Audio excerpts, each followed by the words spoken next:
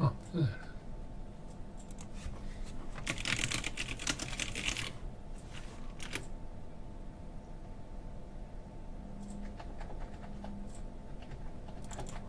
That's such a delay.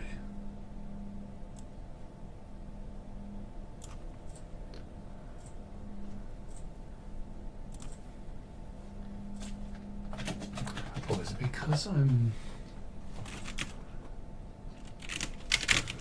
Oh, hello, there's someone in chat. Hey, Bonnie. Thanks for joining me. Okay, chat seems to be working. Welcome, welcome, guys. I'm not doing anything exciting just yet. I'm just trying to figure out... Whoa. Just trying to figure out... this is a new computer, and I had to re-download OBS. So I have to remake a lot of my settings for my streams. And I just want to make sure that everything is working properly.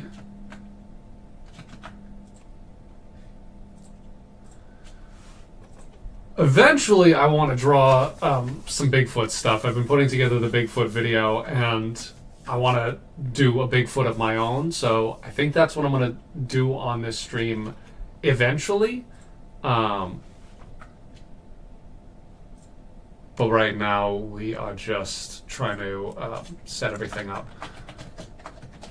Here's something. Do you guys hear music? I have music playing, but it looks like... Oh, there we go. Now you should hear music. Let me know if that's too loud or too quiet. Okay. I became a robot. Oh, let's peep the stream health.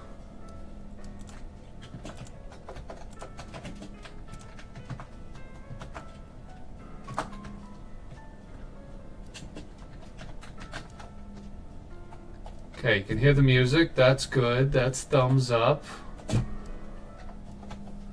Now, here's what I don't know.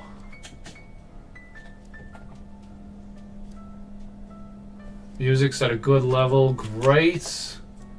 Just gonna futz around with the chat so it fits in this box correctly. That's good.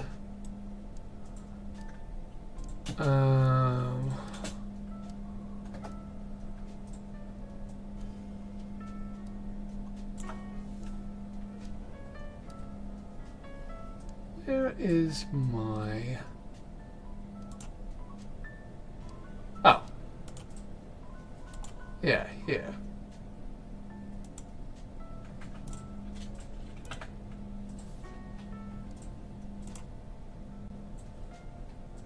Oh, what? No.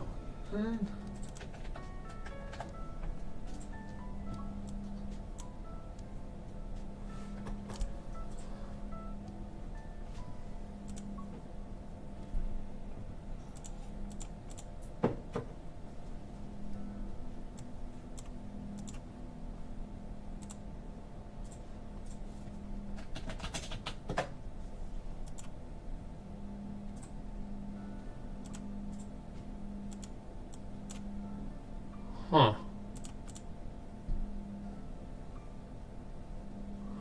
Right now I'm just trying to figure out how I can access.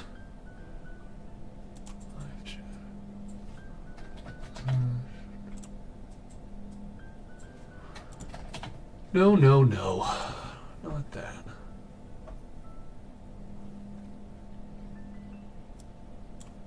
Oh, this was the other thing I wanted to see.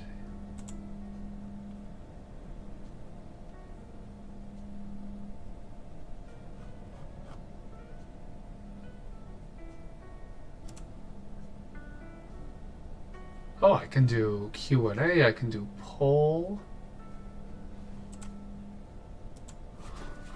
Does this work?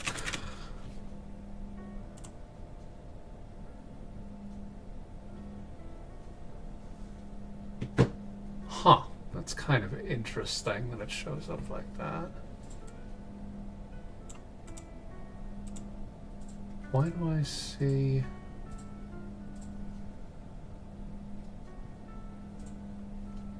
Okay, so I see... I'm looking at the chat on the side here, and I see one option. I'm assuming this... Do me a favor, if we have enough people in the chat right now, someone vote for no on this poll that I just posted. I just want to see if it shows up. This is not something super important, but I'm like tempted to test everything out. And forgive my crappy webcam. I'm gonna get a new webcam eventually. This thing sucks.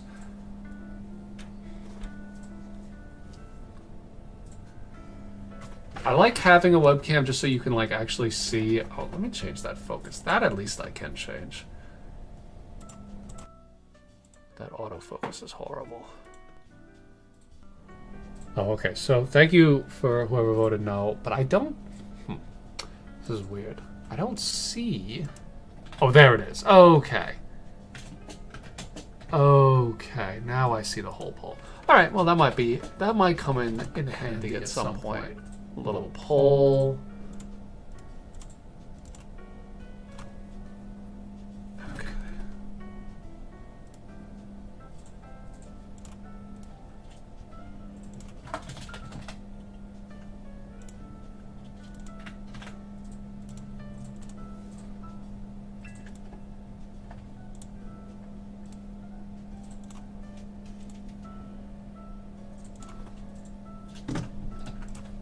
Just adjusting some settings on the camera here. God, this camera sucks. Eventually, I'm gonna get a new camera.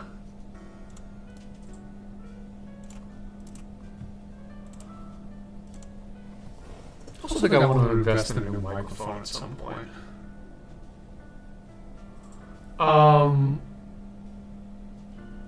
Does my voice sound alright? I saw that someone said I sounded like a robot. Has that been remedied? Because that seems like a significant problem.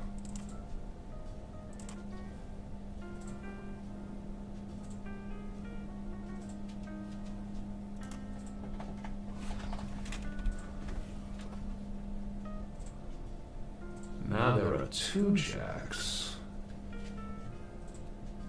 Aha! I see the problem there. That is because my webcam has a microphone, and it's picking up my voice on my microphone and on my webcam. How about now? Is that better? And this poll.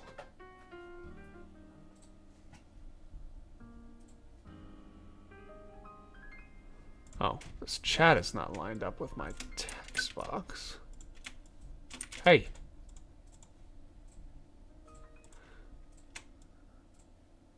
There we go. Make that fit in there. Like that. Better. Okay, good. So that's that problem. That's an easy fix. How about the volume of my voice? Is it too loud? It looks like it's peaking a little bit. Turn the gain down just a skosh. Testing, testing. 1, 2, 3. Testing. That looks a little bit better. Beater. All right. So the other thing I want to try to figure out is... Let me full screen this for a second here.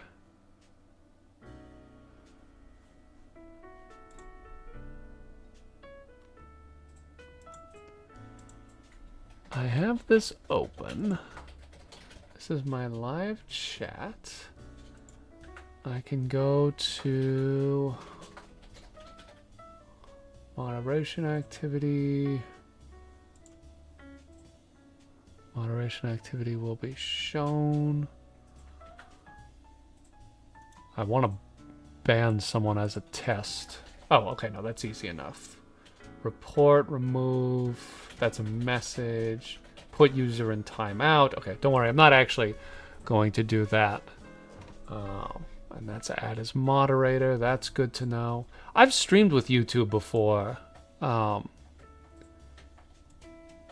I don't think I ever put any significant time into actually making it, actually learning it, you know?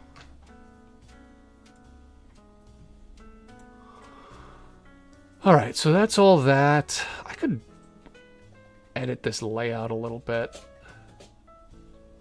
I'm gonna do that. Make that text box a little bit bigger.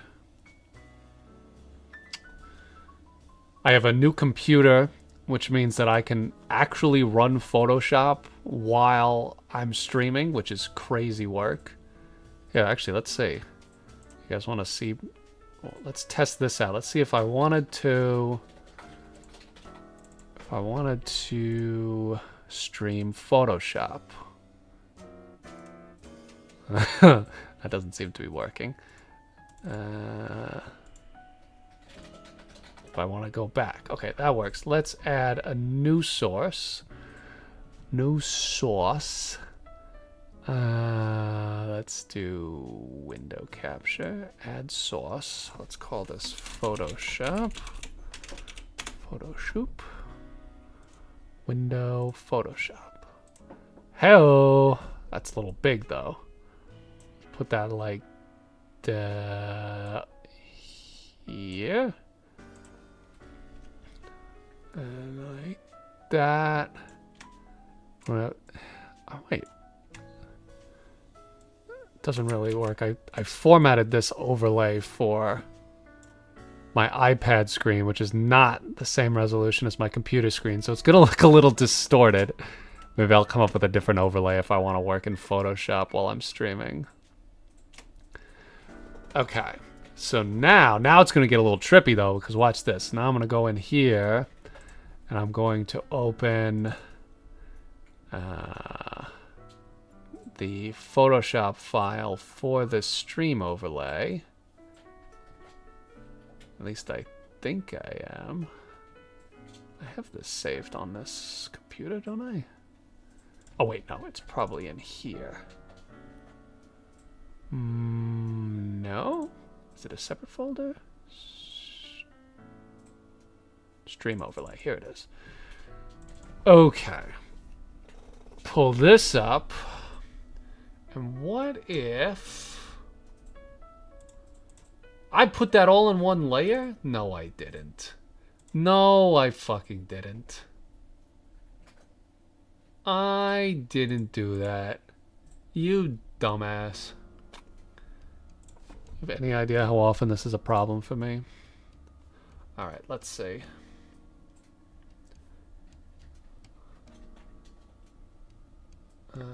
Where's the pen? You guys get to see the absolute nightmare that is my PSD file. Okay, make that a little bit longer. Oh, let's select the whole thing though, so we don't get a weird like that. Make that longer. Look at this. You guys are witnessing the subjectively behind the scenes. Now that's longer. So we can use that like that. Have that transparent.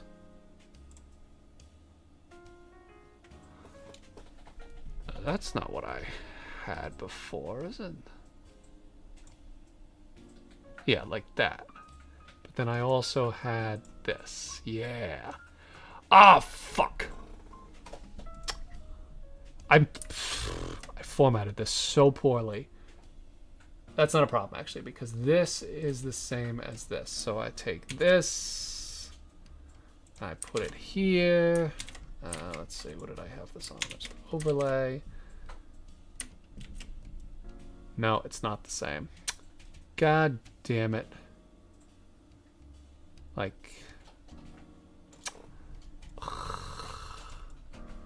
I'm gonna have to... I made this file in Procreate. And I think I'm gonna have to go back into Procreate to actually fix this.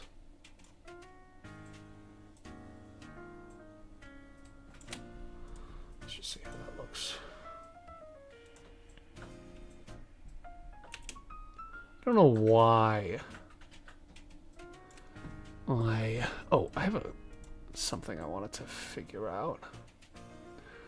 Good afternoon, good afternoon. Sorry, I wasn't looking at... Wait, is this working? Can you guys see what I'm doing right now? Doesn't look like... Wait a minute, wait a minute, wait a minute, wait a minute.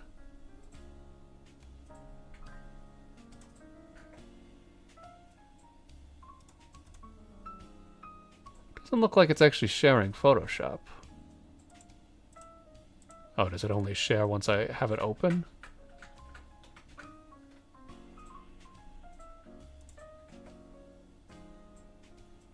But you can't see the file. Why is that?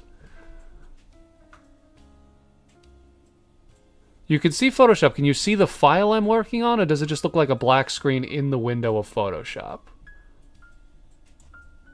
Is that a setting? Is there like a stream setting for Photoshop?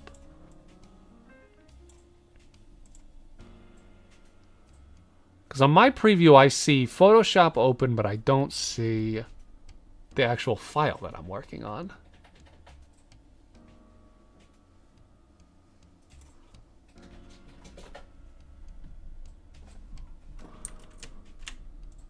I don't know why that is.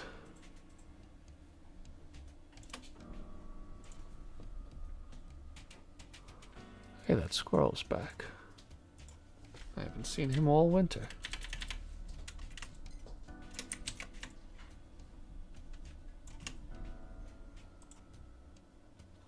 Black screen in Photoshop. So why is that? That might be... Alright, well, let me just finish this up real quick. It's actually for the best that you don't see what I'm doing over here, because this is just... This is just disaster after disaster here. Good news is I'm not going to be working in Photoshop very often, so we don't have to worry about Photoshop working, at least not yet. Okay.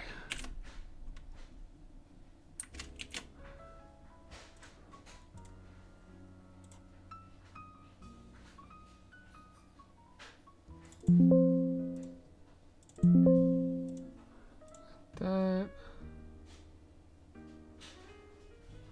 Let's try this on for size. Let's close Photoshop. Now you see my iPad again. That actually works. Okay. And now I have a bigger chat box, so that worked.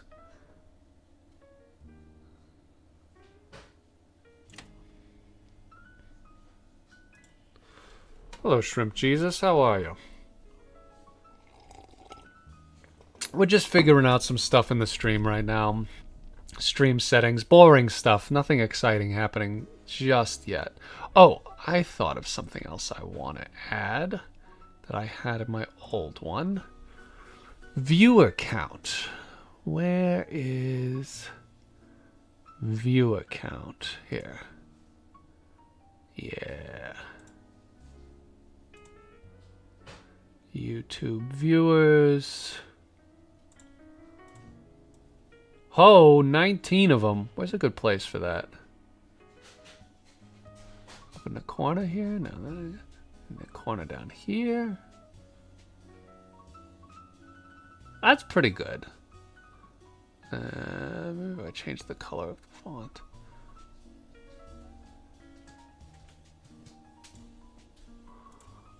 Viewer count.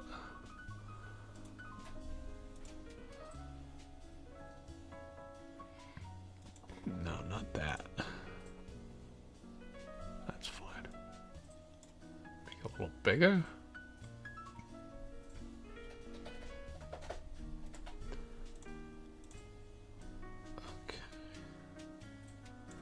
Wonder how often that updates. It's changed 3 times since I've added it. Okay, now we have a viewer count. Is there anything else? I need someone to... Oh, I can test. Okay, so this is a subscriber. That works. Membership. Loyalty to a cause is not servitude. I love my ball. Tip. I love my ball. Super chat. And that's it, I think. Okay, those all work. Those look good. Going to fidget with this just a little bit more. I don't know, what do you guys think of that font? Is that kind of a boring font for the chat? What other fonts do we have?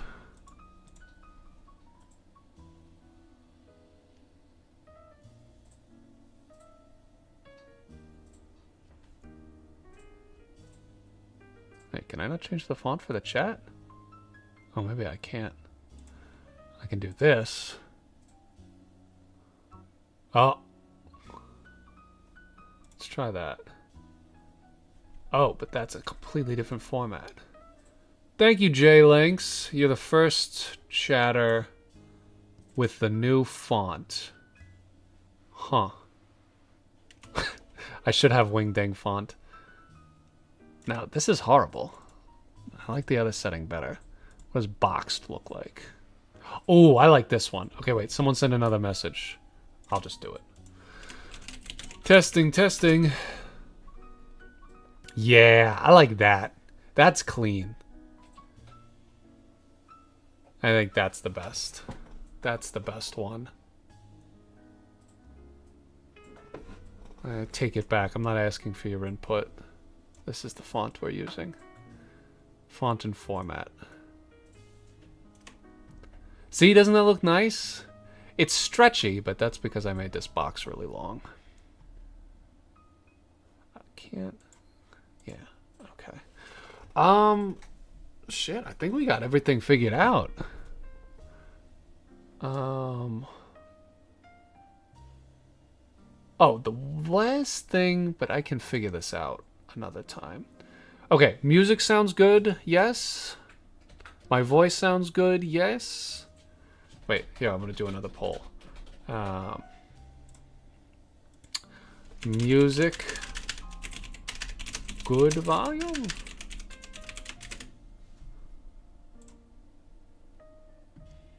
This is fun. Music, good volume, and then I'll make another poll. Oh, I have to wait until this poll is done. Okay, music, good volumes. 8 out of 8 voters say yes. Music, good volume. Okay, we'll call that good then.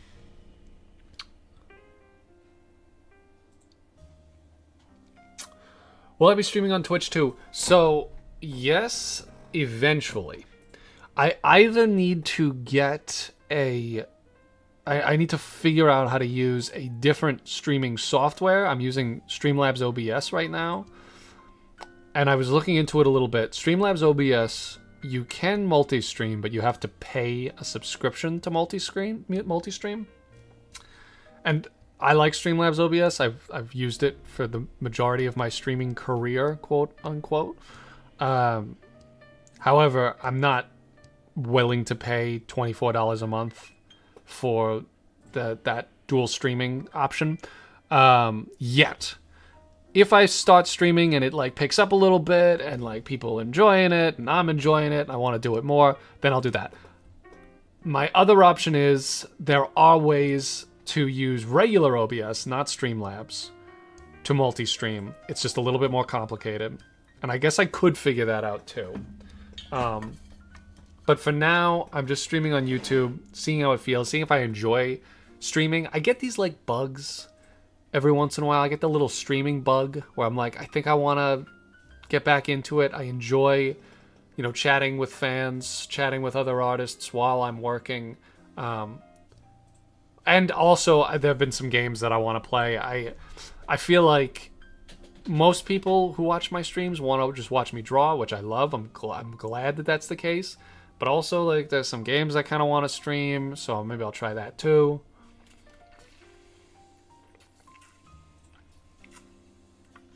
I was actually surprised that when I held a poll in the Discord channel and on the YouTube community, in a YouTube community post, almost no one voted for Twitch when I asked where do you want me to stream. A couple people said vote for both, you know, do both. But the majority in both polls... Oh, let me check again, actually. I haven't seen the YouTube poll in a while.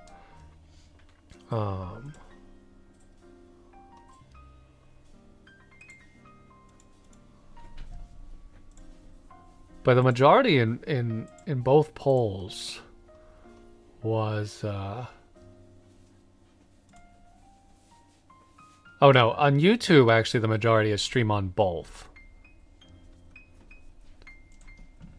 So I can figure out how to do that, but let me get back into ease back into streaming.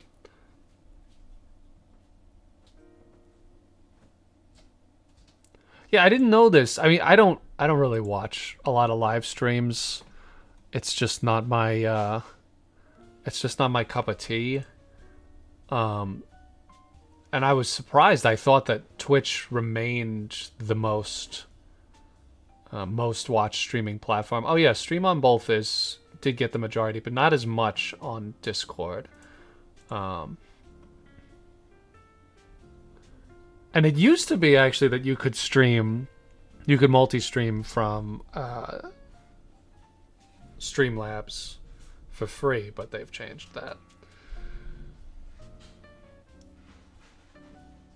Alright, well, I know I said I wasn't going to start streaming till like 3, but maybe I should drop a notification in the Discord and just let people know that I'm streaming early, because, like, I have everything set up, and I feel like I'm ready to go. So let me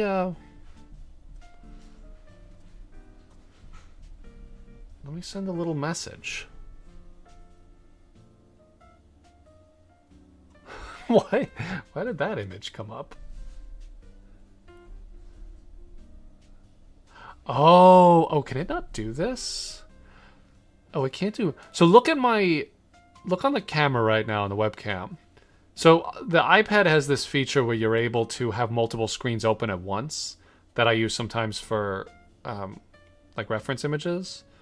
But it doesn't seem to work on Air Server, the program that I use to connect my iPad to my computer screen. Okay, so this is open, so it has that. It does zoom in, though. That's funny. Okay, let me say I got distracted. Let me send a message. Stream notification. Actually, starting early.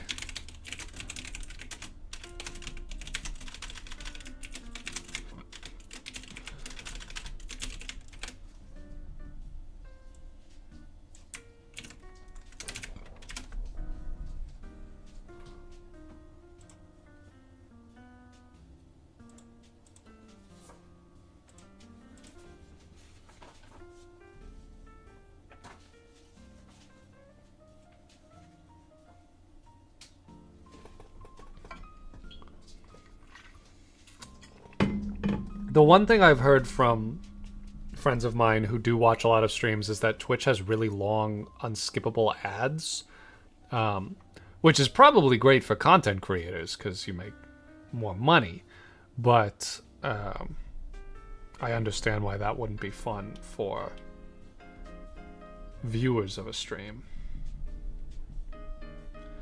Personally, I don't really have a preference. Actually, that's not true. I think I like streaming on YouTube more just because, like you said, I am a YouTuber and I can upload it uploads my VODs to the channel automatically. Although now I have a second channel for it, so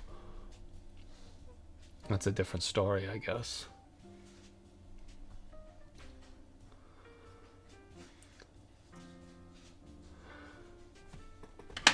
Welcome, welcome.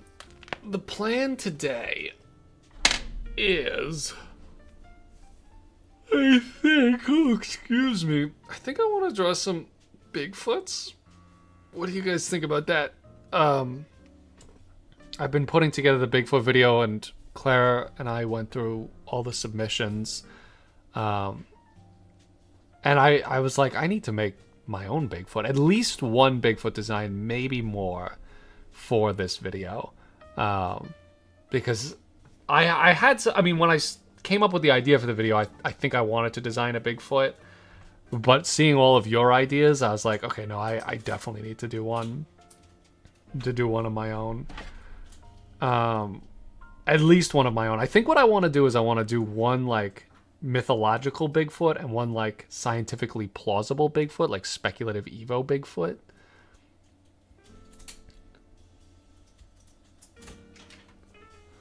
Now, I don't know if everyone watching is aware, but we're putting together a video right now about redesigning Bigfoot, so to speak.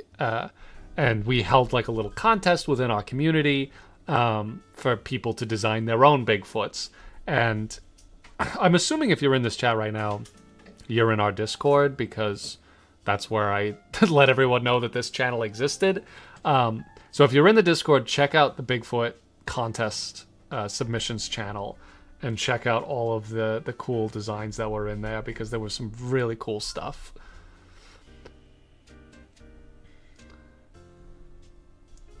And I think I'm just gonna, like, I don't know, I'm just gonna draw some stuff.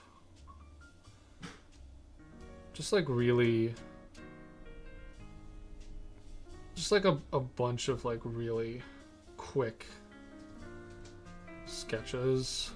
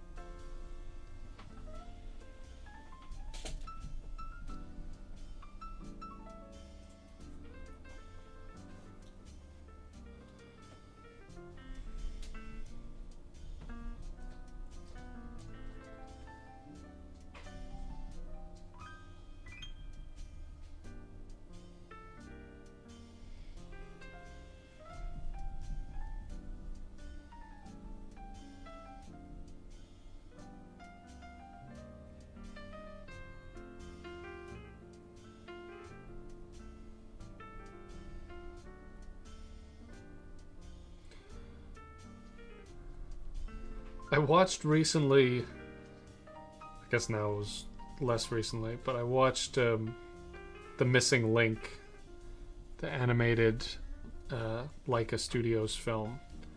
And I was looking forward to it because I hadn't seen it before, but I've, of course, you know, it's a couple years old now, that movie, and I had seen ads and clips from it, and I was like, this looks pretty fun. I like the visuals of this movie. I like what I assumed the story was going to be. But it kind of fucking sucked. I don't know, I'm like, sorry to anyone who is a big fan of Missing Link.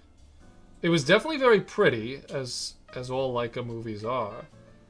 But that was not enough for it to be a good movie. It was like one of the most confused, poorly written movies I think I'd watched in a long time.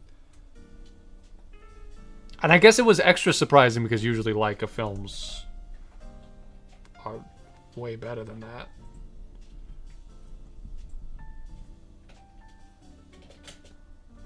It just baffled me. I was so surprised how bad that movie was, considering the themes and the characters all seemed to make a lot of sense. Like, it seemed like very straightforward, a movie about pride and control and using discovery as a means to promote your own interests, selfishness, even a little bit of colonialism and expansionism.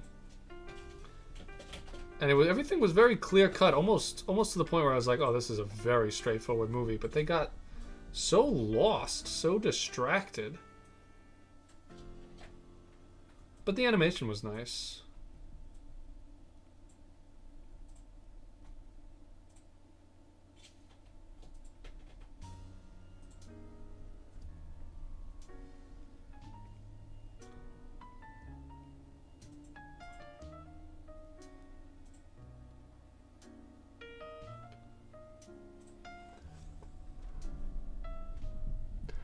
I'm doing all right, Rex the Powerful. Thanks for joining. I haven't streamed in a long time.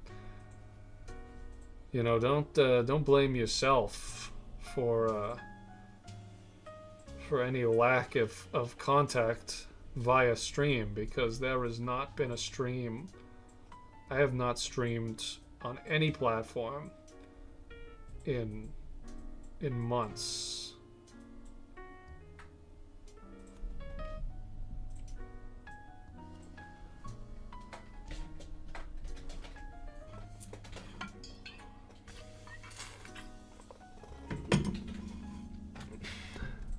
Oh, that's great to hear. I'm glad that you got accepted. Congratulations.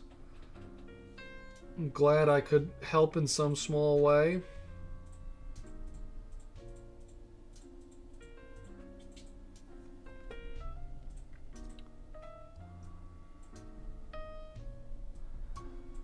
Oh, I would love to stream some more video games. I mean, Little Nightmares is such a fun game. The game I really want to play, and I feel like it would make for a good stream. I don't really know what to expect from it, per se. There's a game that just came out called Subliminal. And I had it wishlisted on Steam. And there was a trailer that dropped for it a couple months ago, and it looked really good. You know, as far as, you know, because like the whole liminal space genre, there's a lot of low effort contributions to that area of video games, that niche of video games. And compared to a lot of the other stuff I had seen, it looked fun. But then it came out and it was only $10, which is like, that's nice. I mean, it's a nice, affordable indie game. But I was kind of surprised because a $10 price point to me implies it's a pretty small game. And the trailer I watched looked like it was going to be a lot of content. So, I don't know. I'm very curious. And I think it might be a fun thing to explore on stream.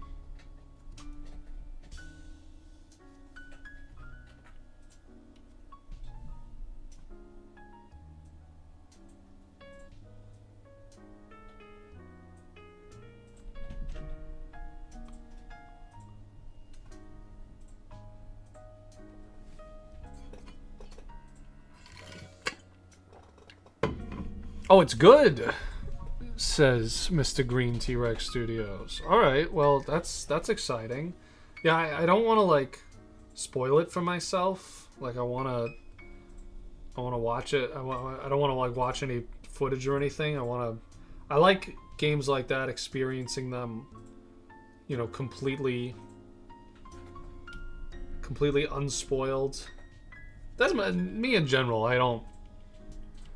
That's part of why I don't like watching streams so much, is because I'd rather just play the game myself.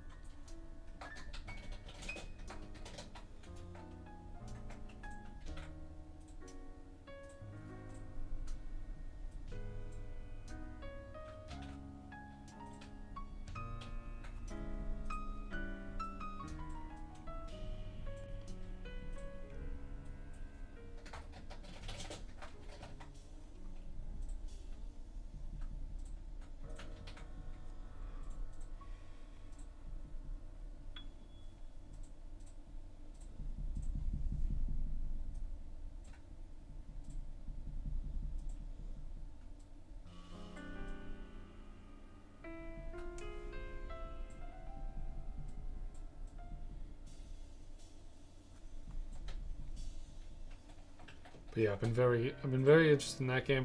I also got this game recently that I kind of wish I had streamed the first time I played it. Because my first reactions playing that game, absolutely crazy. It was called Lucid Blocks, and that was another one that I had wishlisted a while ago, and it finally came out. Very interesting game. Fun game to stream, but I feel like a lot of the fun of it is like discovering stuff for the very first time. So it might not be as fun to stream again. Or rather to stream me playing it again. I mean, there's a lot to discover in that game, which is part of what I like about it. But I don't know, I feel like a lot of the magic of that is playing it for the very first time and just how confusing it is.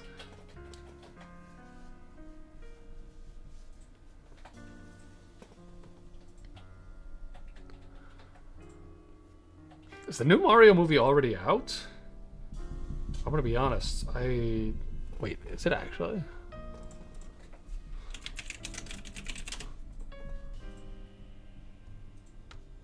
Okay, I'm seeing 42% on Rotten Tomatoes. Oh yeah, it is out.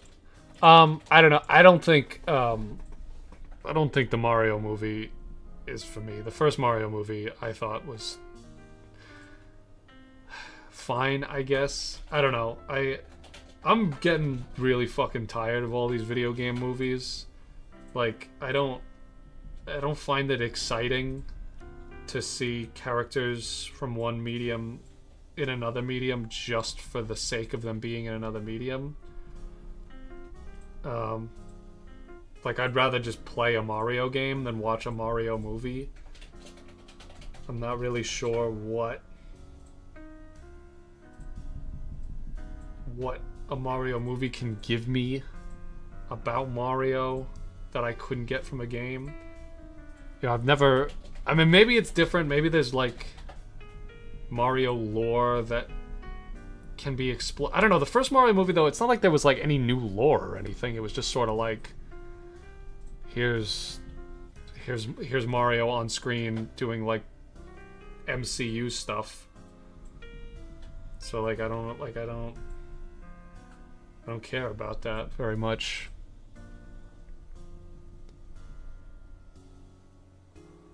I don't think we do need a high quality Pokemon movie like Spider-Verse. A high quality Pokemon game would be nice. Like, it would be nice if the next Pokemon like main series RPG was like very polished and you know, up to standard. But like, again, I don't really think, even when I was a kid, you know, like I enjoyed playing Pokemon more than watching Pokemon. I had no interest, not no interest, like I kind of liked watching the show, but it putting Pokemon in a setting where there are main characters and some sort of overarching storyline, like I think I would rather watch a movie about a real person's relationship with the franchise of Pokemon. I like short Pokemon animations. Like, I think Pokemon lends itself to animation as a medium. Like, I think maybe like a 5-minute short film of like a Pokemon battle, you know, with some cool 3D animation that maybe plays with some stuff like Spider-Verse or something. I think that would be cool. I don't think we need a whole feature-length Pokemon movie. Like, Spider-Man is a world and a story that I think benefits from being told in the medium of a feature-length film. And I think that's why Spider-Man movies are always so popular. You know, people like the story of Spider-Man. They like the characters of Spider-Man. There's action, there's drama, there's love, there's loss. And, you know, those things work really well in the medium of film.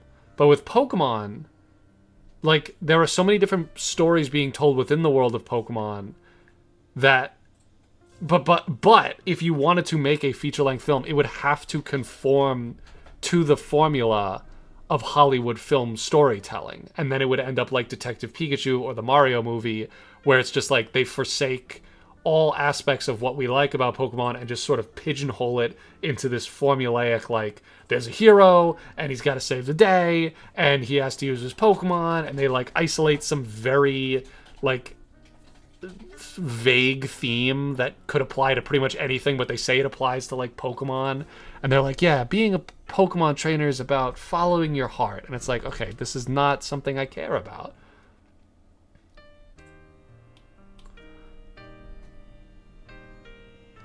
Yeah, and I hate that too. Like I really hate people who are like, oh yeah, that movie was so great. Remember like when they were on Rainbow Road? And it's like, okay, yeah, I do remember that. They were on Rainbow Road and they were like, that was so awesome. It's like in the game. And it's like, that's true. There is a Rainbow Road in the game.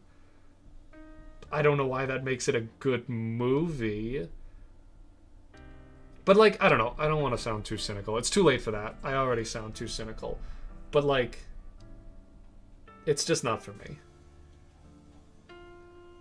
And going back to Liminal Space, there's a Backrooms movie that also looks pretty dumb.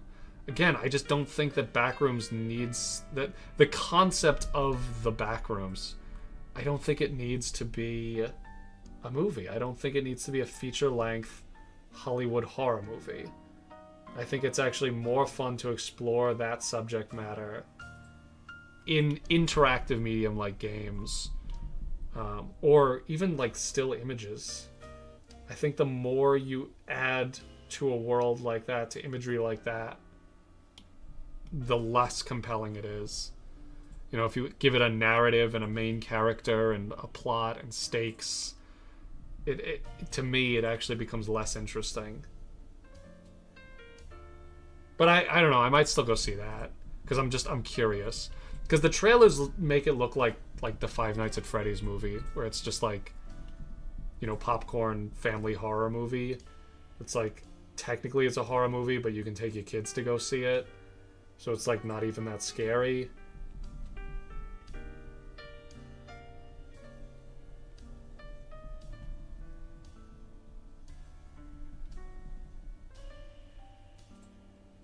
But that might just be the trailers. Because sometimes trailers for movies, you know, they have to sell the movie.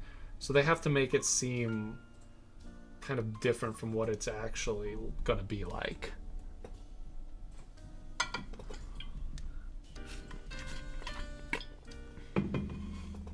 What about Pokemon Concierge? Isn't that like a slice of life Pokemon series? I haven't watched it because I don't have Netflix, but that looks super cute. I think that's a better medium for Pokemon than film. You know, a series that's just kind of feel good, happy times.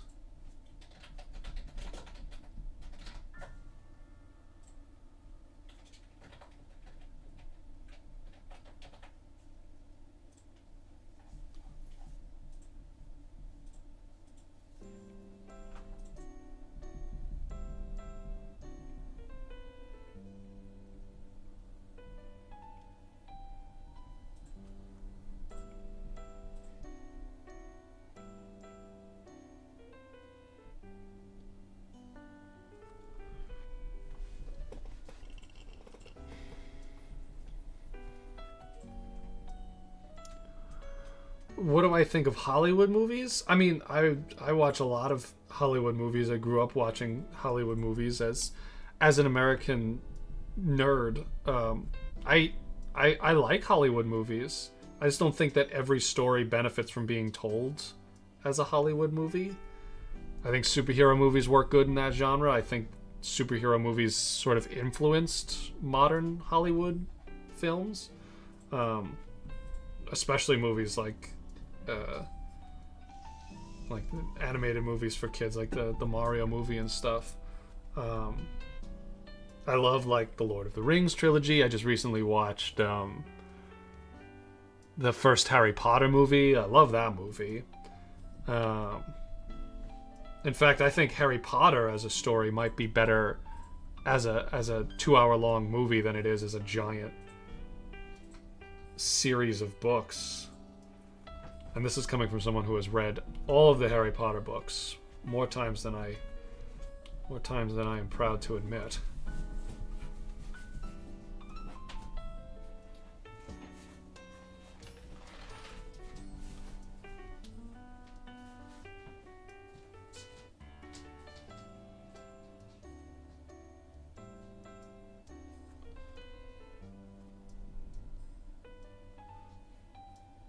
Realizing that none of these Bigfoots have big feet. This is, if there's ever an excuse, if there was ever a reason to draw a character from the feet up, it'd have to be a Bigfoot.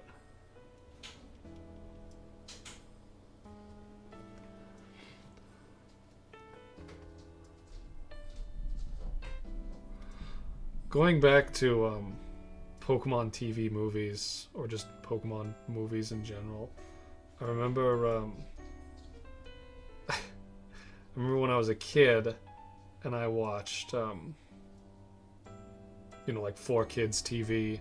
Is that still around? Is 4Kids TV still a thing? Like, what do they show Pokemon on these days? Like, if you wanted to turn on the TV and watch Pokemon. Pokemon is only on Netflix now. Really? I think so. Claire's saying that Pokemon's only on Netflix. Maybe Hulu sometimes. Um, I don't think it's on Kibo. not like Cartoon Network or anything? Do they even have a series right now? I think they only do those OVAs. I think there's a series. Oh, I don't know. I don't know from Pokemon. The show. Anyway, when I was a kid, and I watched 4Kids, which I guess I should disclose was a channel that bought the rights to a bunch of Japanese TV shows for younger audiences and dubbed them. So like One Piece and Pokemon and Yu-Gi-Oh! And some things that weren't anime too, like the Batman animated series or Teen Titans. But anyway, when I watched that a lot, they would have their TV movies and it would be like a big thing. And I remember there was one movie event and it was called like Pokemon Mystery of Mirage Island or something. What the hell was that called? Pokemon and the Mystery of... Pokemon Mirage movie. Pokemon the Mastermind of Mirage Pokemon was the name of this movie. Wow, that's a snappy title. Pokemon... Anyway, I think this was just a TV movie. Like, this was not airing in any theaters. So they were just going to show it on TV. And I remember I was very excited for it. Mostly because in the trailers they showed Armaldo, which I really liked Armaldo as a Pokemon. And I was 10, I think, when this movie came out. And anyway, I was so excited, but then I found out that my family had something we had to go to on the day that it was airing. So I DVR'd it. Now I'm aging myself. I'm dating myself here. I am dating myself. I'm not. Is that what this saying is? Anyway, I'm old, and I DVR'd it. Actually, I think what I didn't even have DVR. I think I taped it. I don't remember how, but somehow I was able to tape the TV show onto a VHS. I'm not sure how we did this, but we like set up the TV and we timed it and we came back. And then I watched it and I had like 20 minutes of ads before it started and like 20 minutes of ads after it was over. But like I put it on and I was so excited and it sucked. And I was like, this is what I waited for? Like this is terrible. This is not fun at all. And that was the first Pokemon movie I had watched since the very first Pokemon movie, which was all right. I liked that movie. But then I didn't watch anyone until I watched this one, and then I watched a couple of other Pokemon movies again. And again, I was 10, so like I was the demographic. But I remember like trying to force myself to like it as I was watching it, and I was just like, no, this sucks. This is really boring. I don't even remember what it was about. There was something they get like a challenge. They go to this island, and this guy uses like holograms of Pokemon to fight instead of real Pokemon.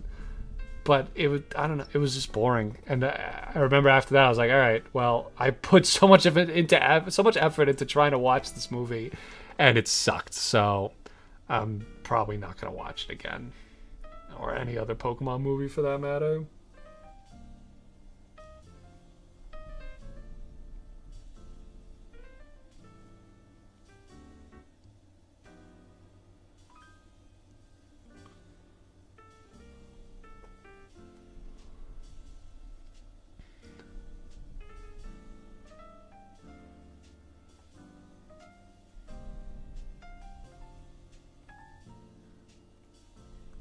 like, I don't know, maybe if I remember, actually, I remember my bachelor party. My friends rented an Airbnb, and me and my one friend Nick, we were there before anyone else was, and it was cool. We had like this whole apartment to ourselves, and this was a couple years ago, obviously before my wedding, and they had a TV, and we were like, oh, let's put on a movie, and they had a Pokemon movie, and it was the Zarude movie. and so we put it on, and it was terrible. It was like, I mean, part of the thing about those Pokemon movies, from what I remember... Oh, you know what? Actually, I remember watching one Pokemon movie that I remember liking, but I don't remember if I liked it because it was a good movie or if I was just having a good time. Because, like, my memory of the Mirage, whatever, that was like, it felt, what resonates with me, what stuck with me from that experience was that I put so much effort into watching that movie and it wasn't good. But I remember I have a sleepover with some of my friends, and we watched the Manaphy movie. That came out, when did that come out? Manaphy movie. Pokemon Ranger and the Temple of the Sea. This is also 2006. So it was around the same time. Maybe it was before Mirage Island or whatever that movie was called. We watched that, and I think I might have just been having a good time because I was hanging out with my friends.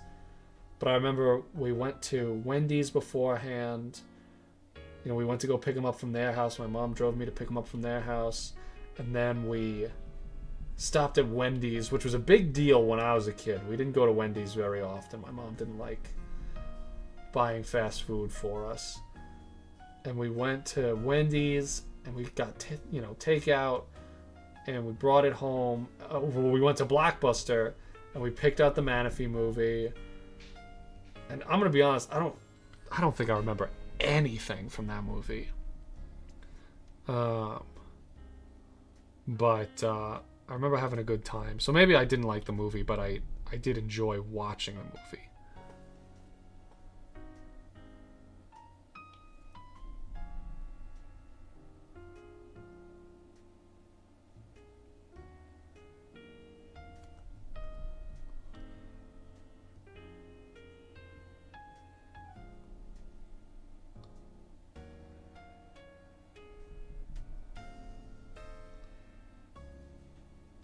But also in general, and I guess this is just my tastes, because like I said, even when I was a kid, I didn't really like a lot of like Pokemon media outside of the game.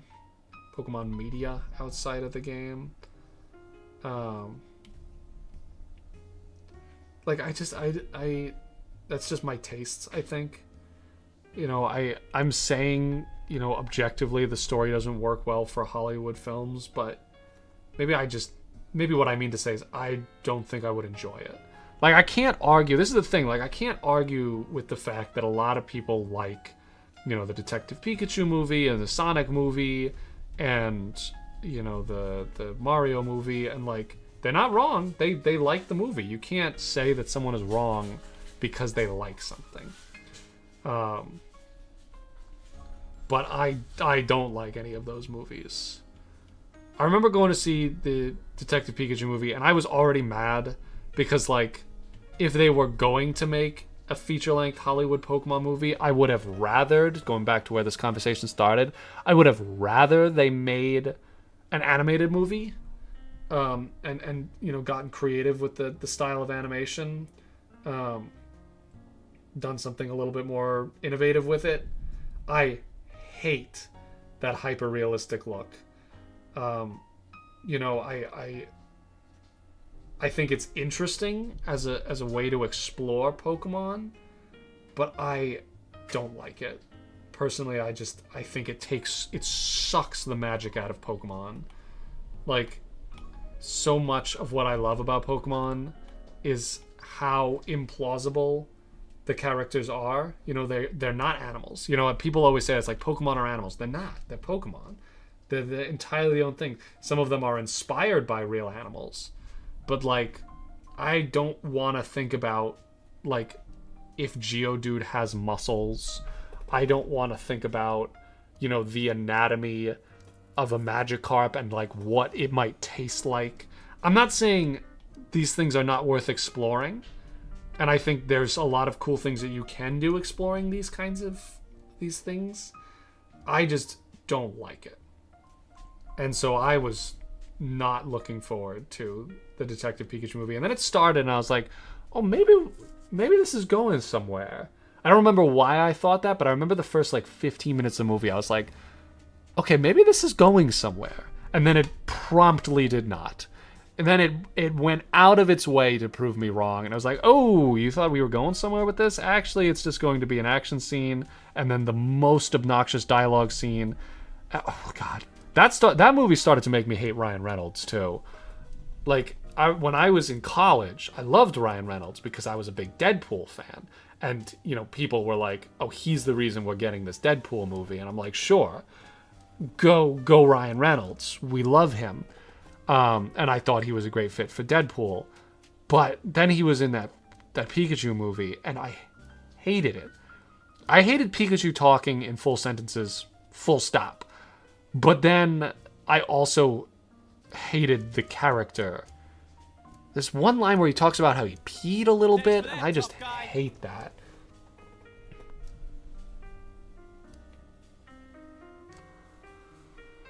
Hello, everyone who's just joining. I am just kind of yapping on and on about movies, but specifically like video game movies. I think most people would agree that the best film adaptation of any movie, best film adaptation of any video game, and it's not really a movie per se, but the best film adaptation is Arcane. Now, Arcane did not feel like it had to conform to any conventional style of animation or storytelling or character writing or soundtrack. It had its own unique soundtrack, you know, new music written for the movie or series. I guess it's not a movie. And it used what I think are the best parts of League of Legends' overarching story to create a new story that then went on to redefine the rest of the League of Legends story. So, like, I don't know, it's a very impactful piece of media. And I think that any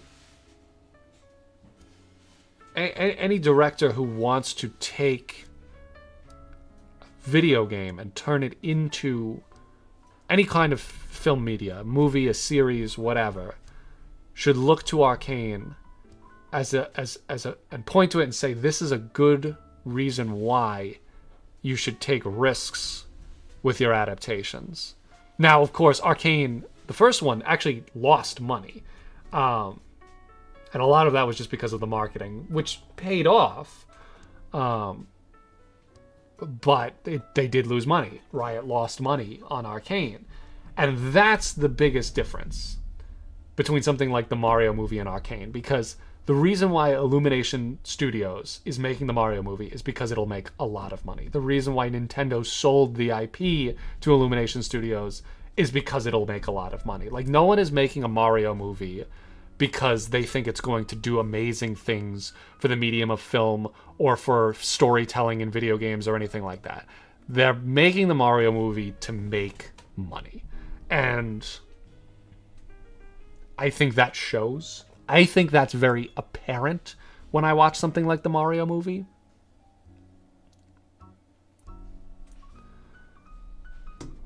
A quick question for clarification. Bought the Poketo pack last year. Is this new pack a complement or the same pack with new stuff added? It is a new pack. This actually is, this was a test pack, but it's all the same brushes. So the original Poketo pack here has a lot of brushes for coloring and shading and lining. So like the Poketo liner is what I use to do all of my line work for my Pokemon illustrations, my Fakemon illustrations. And like the soft textured shader is really good for adding like a dark value to the Pokemon. The texture pack I asked Claire to design because sometimes when you look at an illustration of, you know, the official key art of Pokemon, because they're trying to emulate a more traditional style of coloring, you'll notice that there are textures that sort of overlay and overlap. So like even if like Pikachu is yellow, it's not just one solid color, it's like a couple of different brush strokes overlaying over one another that creates these nice little textures. And I think that not only does that look nice, but it makes it look more official. So I asked Claire to make a couple of these, a couple of different like textured Pokemon. Like this is good, a little bit bigger. Like this is good if you have like a furry Pokemon. This is good if you have a more amorphous like globby Pokemon or like a ghost type or something maybe. And also you could use these for things other than Pokemon art, of course. But I would say this pack is more for detailing, final touches, and stuff like that, whereas the initial pack is like all of their basic tools.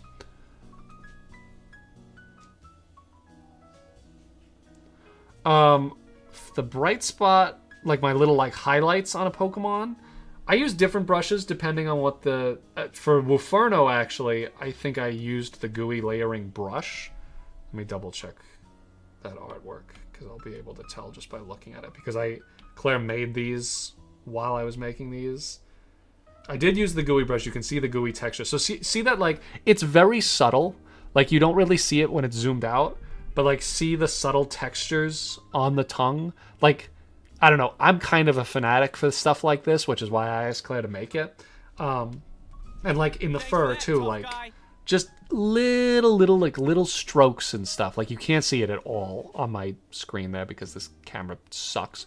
But on the full screen, you can see little strokes. And this actually looks like I might have used one from the original Poketo brush pack. I don't always use the same thing, but I probably just used either the soft texture shader or the textured old school shader. Let's see if I took this. Am I on the right layer here? I don't think I am.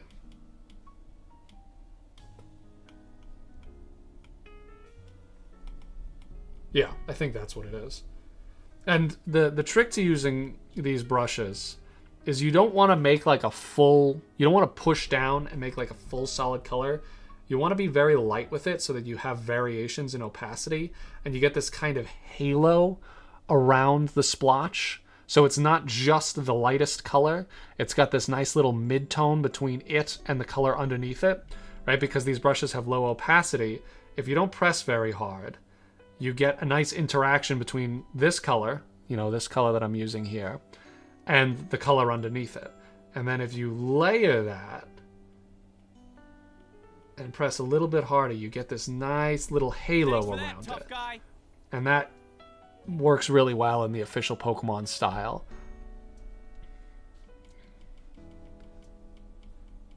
So I'm assuming that's the brush I used for that.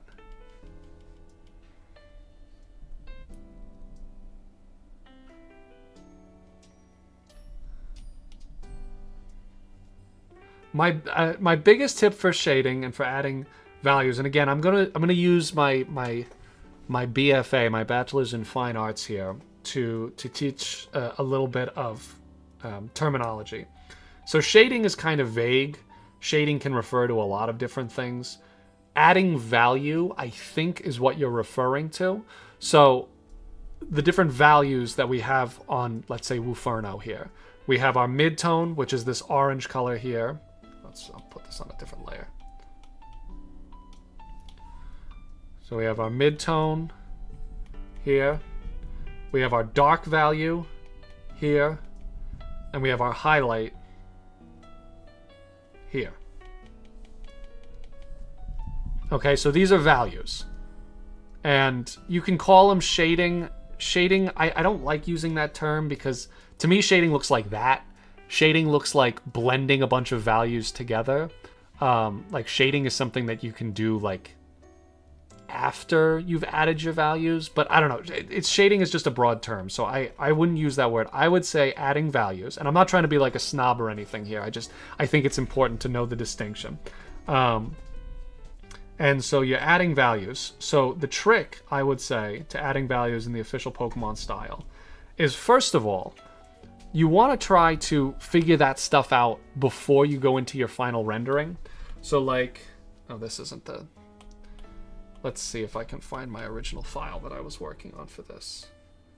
So this is probably it. It's an older version.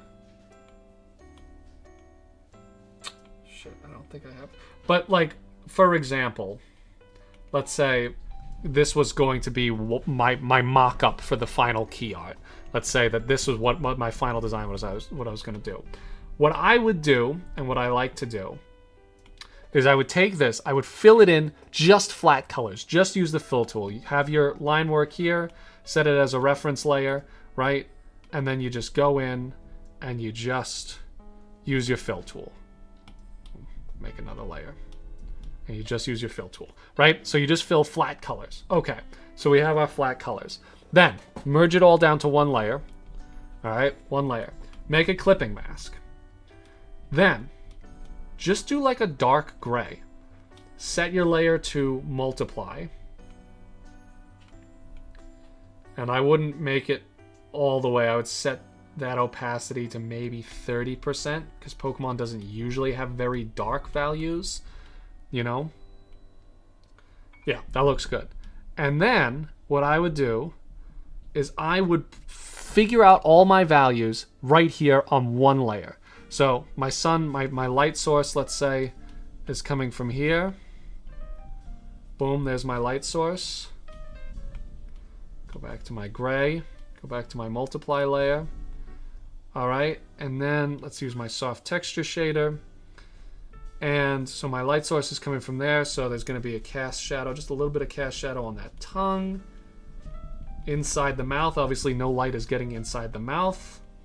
There might be a little bit of cast shadow on that tooth there, from where the mouth overlays with it. There might be a little bit of a shadow here, a little bit of a shadow here. This would probably all be in shadow back here, and my opacity is kind of low, so I'm going to layer it a little bit again and kind of create those nice little transitions between the midtones and the darker values. Then underneath the chest here would get a little bit darker. The tongue would cast a shadow underneath the lip there. All down here would be in shadow.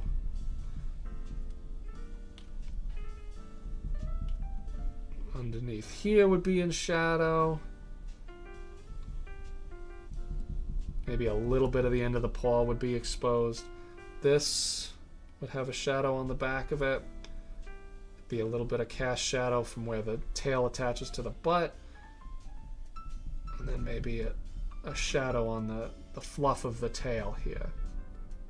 And then you could even like say you're like, okay, that's not quite dark enough. You know, I want a little bit more contrast. Okay, I increase my opacity. Boom, now there's even more contrast between your midtones and your shadows. And this is also good too, and this is an older design that I ended up changing, but you can look at this and you can say, okay, now I have my values in. Values are important to consider even when doing designs. You know, you don't necessarily save that for last. I have a lot of negative space here. Like there is a lot of negative space right here that is not doing anything for me. And like here it's a kind of a different story because on the actual artwork the tongue is filling up that negative space. But like the reason I bring it up is just because this is a good opportunity for you to figure out if there are any other things that you might want to change about the design before you go in and do that final render. Now, I will be honest with you. I don't do this every time. But every time I don't do it, I wish I had. It's worth taking the extra time, and I try to force myself to do it as often as possible, because it does help a lot. So if you're doing something like this and you want to do the official Pokemon key art, before you go in, and this can also be a way for you to like experiment with colors too. Like if you did all of these different colors on different layers, you could be like, oh, actually it looks a little bit better. Like I think I said this in the video. I think I like a pinker color scheme for this character, so it's not just the Charizard colors. So like, you know, if I had spent a little bit more, actually I spent a lot of time on these, but I just wanted to make the video, so I rushed a few steps. But anyway, I hope that helps a little bit. And then when you're going into your, so that's the first step. Then when you're going into your final values, all right, your final render and your final values, have all of those colors from right here. This is my multiply layer. It's just black. Like if I change this to normal and I put it at full opacity, like this is just gray. It's just like a really dark gray. But when it's on multiply, it interacts with the layers, the colors underneath it. And now I have a darker version of this mid-tone for my character's fur. And so now I can use that color, come in here, I'll get rid of the values for a second there, and then I already know where I'm going to put my values. I looked at them all at once, and I can just paint them in. And again, don't make it all one color. Don't make it flat. Don't make it, you know, uniform. Use the brush stroke. Pretend like you're working with an actual medium, you know? And overlay those strokes so you create a little bit of texture. And then also, you know, I have my textured brushes that are, this is because I already finished this, but I have my overlays on top of that too. But anyway, that's a good way to help you figure out values before you go into your final render.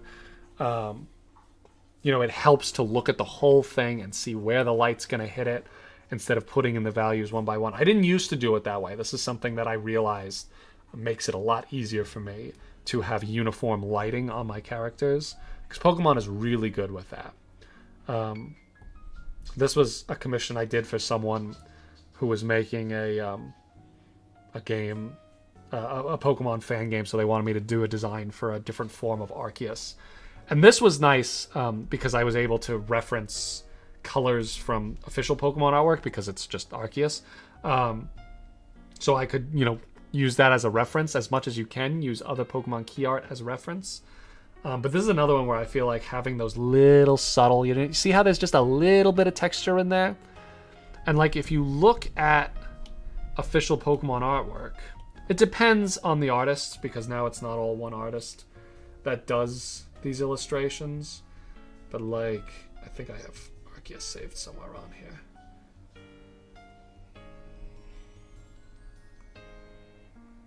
Well, just look it up. Look up your favorite Pokemon and really zoom in on their official key art, and most of them you're gonna notice that there's just a little bit of texture. See how there's just a little bit of texture on there? You know, this is not just one color. It's very subtle, the different colors. But if you notice, it's slightly changing. Just a little bit there. A little bit of strokes. That's a little bit of brighter, warmer pink there. That's a little bit cooler pink. And so that's what those brushes are for.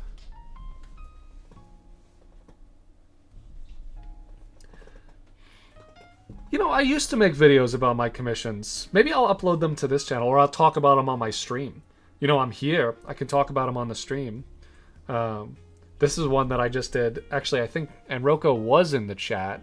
I don't know if they're still here. But this was a character of theirs that they just commissioned me to do. And I'm very happy with how this came out. this obviously a lot of different methods of illustration employed here than with like my Pokemon stuff.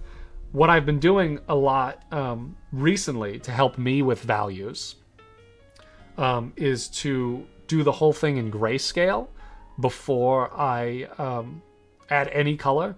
So I finished my sketch, my line work. My sketch and my line work were actually the same thing. This was one. Sometimes I do this where instead of like drawing over my initial sketch, I just kind of keep working into my initial sketch. Works really well for subject matter like this, where it's like kind of like amorphous and kind of gross and all feeding into each other. Not a lot of like hard edges and stuff. And so I did this all. My line work is all one layer. There's no sketch. I mean, there are a couple of underdrawings from previous sketches, but anyway, then I filled the whole thing gray, and then I just painted in grayscale. I painted all the values in black and white.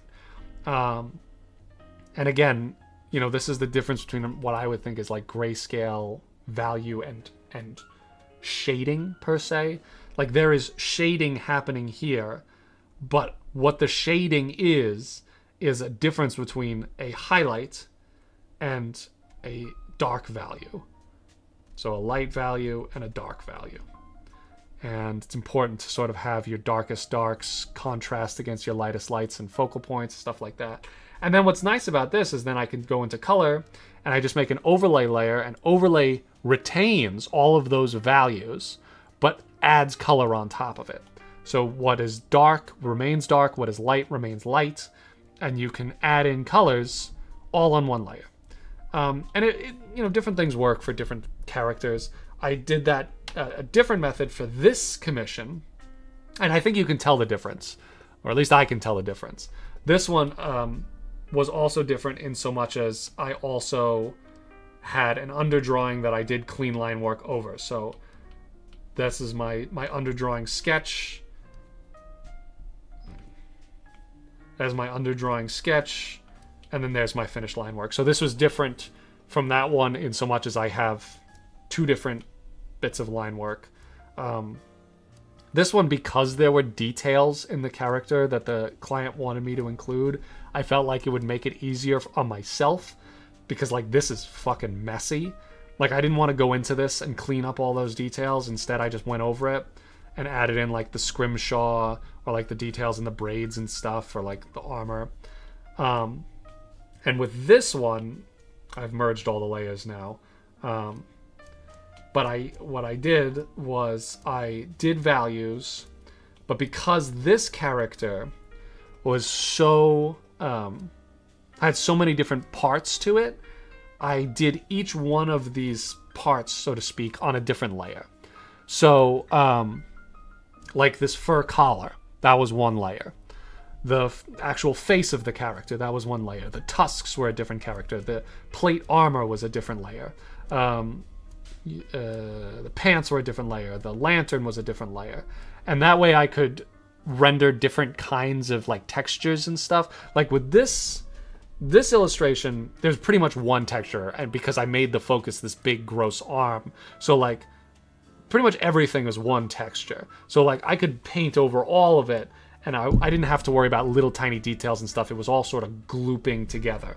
This, like, I wanted to make sure that I could get the details of the fur and like the hammered steel of the chest.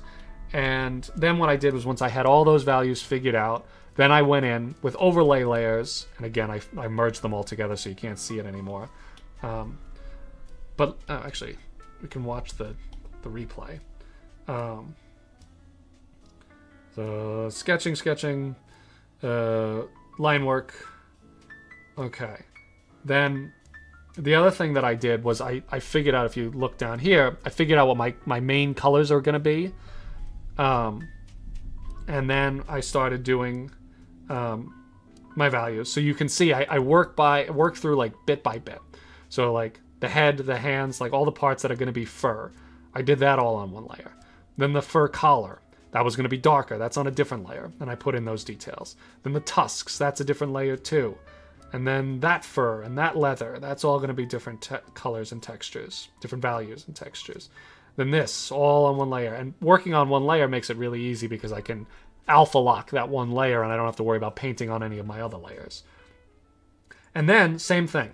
I had my color scheme, I had my dark values and my light values, and I just took the overlay tool, and you can see I duplicated each layer, filled it entirely one color, then alpha locked that, put it on an overlay, and painted in a little extra detail, and then, you know, most of the hard work is done at that point.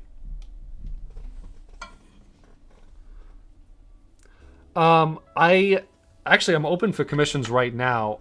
I usually communicate with clients through Instagram, but I'm thinking about maybe opening on Discord too, because I actually prefer to communicate with clients over Discord.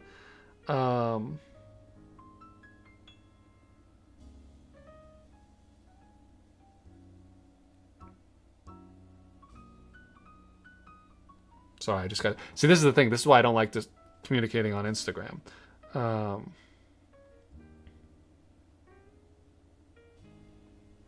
Because I get so distracted every time I open Instagram. Hold on, I actually have a message from a client. Give me a second here. When I sketch, I usually use, from our shimmer pack, I usually use the blunt pencil. That's what I usually use for sketching. Let me just give me 1 second here. Just want to respond to this message from a client.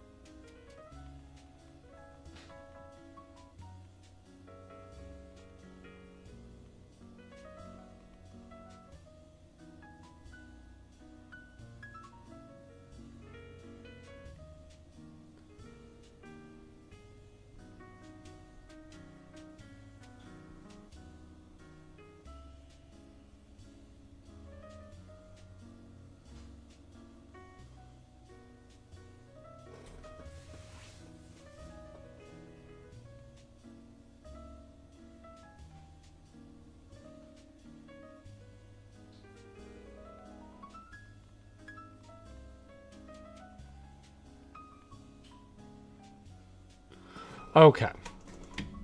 Sorry, just taking care of a little business. Yeah, no, Instagram sucks. I would delete this app off my phone if I didn't get so much business through Instagram. I try to avoid... Honestly, YouTube is the same thing. I have a time limit on my phone for Instagram and YouTube, because if I open the YouTube app, I don't even watch... Like, when I'm working, I'll put on, like, actual long-form videos to play in the background, but if I just open my phone, I will just scroll through YouTube shorts and, like, clips of The Sopranos and Breaking Bad, and, like, I feel like I've watched the entire show with all of the fucking clips that I've seen, and it's like, it sucks because I'm not watching the show. I'm watching clips from the show that are like heavily edited and they have like shitty music playing over them. And so like I get like the basic gist of the show, but I have to piece it together. It's horrible. It's just the worst, but it's so addicting, and I that's why I literally have to just like put a timer on my phone. It's just like stop using YouTube.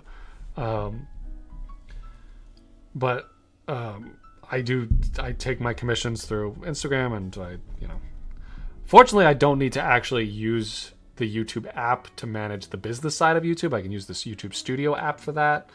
So I don't need to use YouTube as often as I have to use Instagram. Excuse me. Do I recommend Instagram for expanding a following base? If you don't have an Instagram already, no, I don't recommend it. Because Instagram sucks. It's not an art platform. I would say use Unveil. Unveil is a website that we have been promoting for over a year now. We've actually partnered with them. It's a really cool website. It's a great place for meeting other artists. It's a great place to share your work. It's a great place to organize your portfolio. They have a lot of tools for, organizing your work, categorizing your work, labeling your work. It's really nice if you like characters specifically. It's got a lot of tools specifically for adding character descriptions. You can organize your things by like world and stuff. So I would recommend Unveil. I think Unveil is kind of this up and coming new platform for artists of all different skill levels. It feels like DeviantArt to me. I don't know if people still use DeviantArt, but unlike DeviantArt, it's really got like an anti-AI stance. It's really for artists by artists, which is why we partnered with them. I would recommend Unveil, something like Unveil, because the other thing that's nice about Unveil is it's a very supportive community. Like I would also recommend ArtStation, but ArtStation also has different policies about AI that I don't like. And ArtStation is a lot more of like a professional setting, where it's for experienced industry professionals, and that can feel kind of intimidating sometimes. So if you are looking for a little bit more of a relaxed community where you can grow and expand and meet new people, definitely Unveil. That's my number one recommendation. We actually just created, they have a new feature called Communities, and we created a Subjectively community on Unveil. We're going to be doing like drawing prompts every week or so.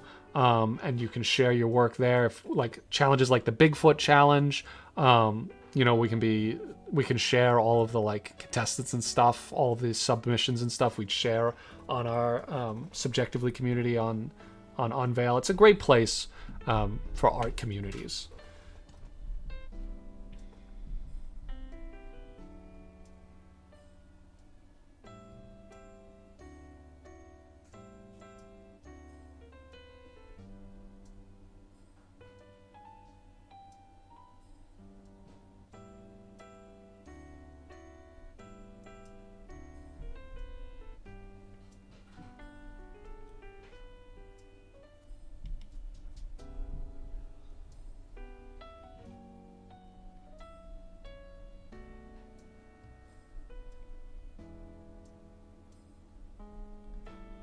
The like a couple of years ago, I would have said yes, absolutely make an Instagram.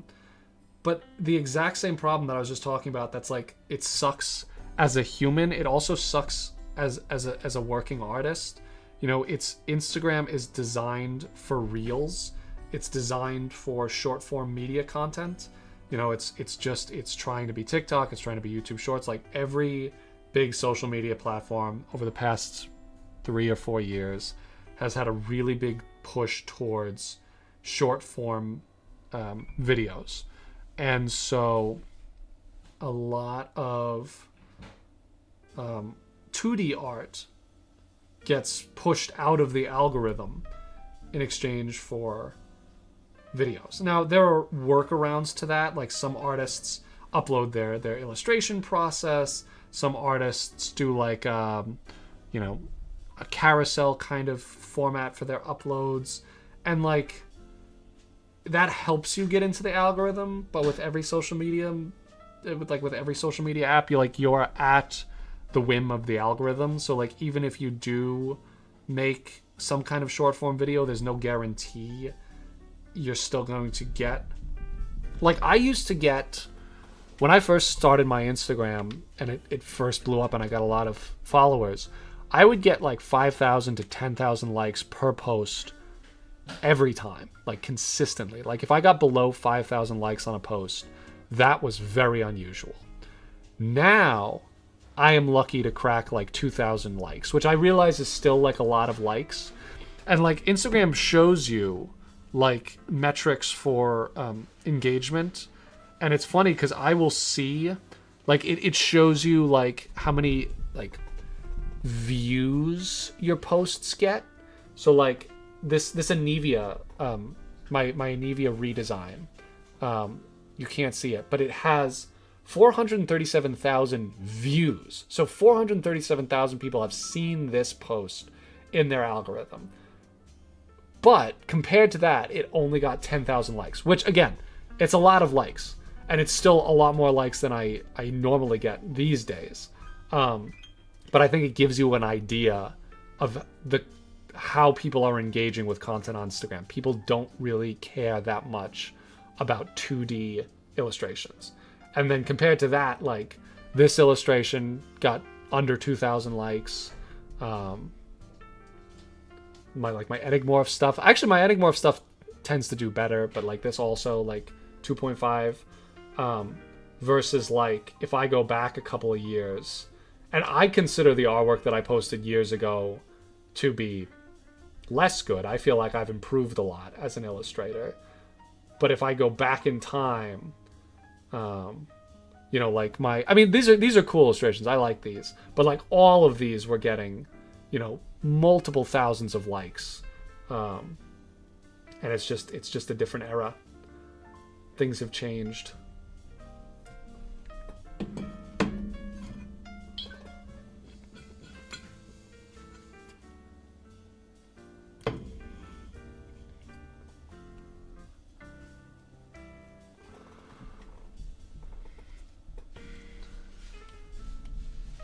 So, short answer, no. It's not worth making an Instagram. I mean, if you want to make an Instagram to follow me, I do still post on Instagram. I'm trying to post more this year because I really didn't post a lot last year.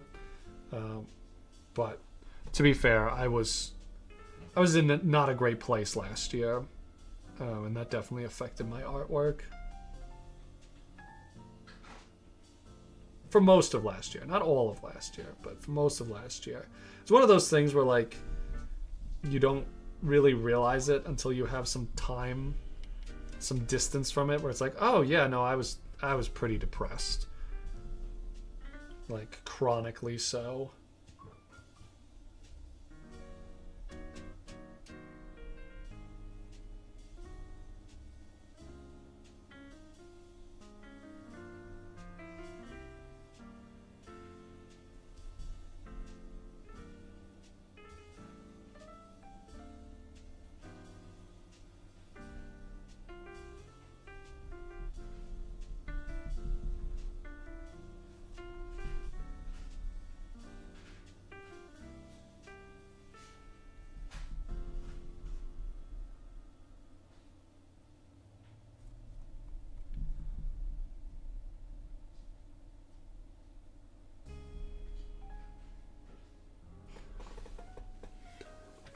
Oh yeah, I'm doing better now. It was stressful. We bought our first home, and the moving process was a bit of an adjustment. If anyone has moved before, you know, like moving can just be stressful. We didn't even move that far from where we used to live, but it felt very different. And while we were moving, a lot of other stuff was happening. There was also like traveling and weddings. I was attending weddings and parties, and then pretty soon after that my childhood dog passed away, the dog that I had since I was a kid. And it was just like a lot of things that were all kind of stacking up. My anxiety got really bad, but I've done a lot of learning, a lot of growing, a lot of adjusting, a lot of reflecting. It's funny, as you get older, I don't know if this is true for everyone, but I got this feeling where it's like, oh, I've gone through the big growing part of my life. I went to college, I graduated college, I met the woman of my dreams, we got married. What's next? Having kids? Like, that's the next big thing, right? But there's always going to be something that happens in your life where you're like, oh, I'm not prepared for this. Like, I thought I was, But I don't. This is entirely new to me. Like, I own property. I have to fix my own sink. I have to deal with the fact that this air conditioner that was in the house when I bought it doesn't work. I have to make all of these renovations to the home myself, or decide to pay someone to do it. And these kinds of things are stressful the first time you encounter them, but it's important not to let it beat you, to really reflect on anything that you've already learned about yourself, that you already know about how you function, how you work, how your mind works, how how your relationships with other people work, and just give yourself a little grace. Be patient with yourself. Remember, we will figure it out eventually. It doesn't happen passively. You have to make an effort. But it will happen as long as you make that effort.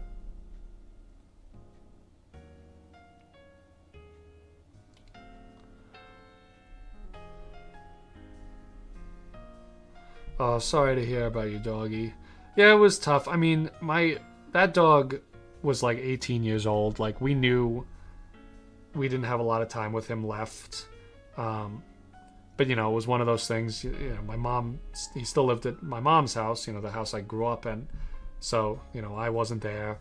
So I was just got a call. It's like, hey, we're saying goodbye to Oscar today. And I think I had seen him. I was actually house sitting for my mom just a couple weeks before that. That's when I made my mermaid video from last year. If you guys remember, I was in my mom's house and I was watching the dogs. And actually, that time, I thought my cat was going to die. My mom's cat was going to die because he was very lethargic, wasn't moving. There was a whole day where he just did not get up. He wouldn't eat. He wouldn't drink. And I thought he was going to die. And then he disappeared because he's an outdoor cat. And he left. He went out his cat door. He just disappeared.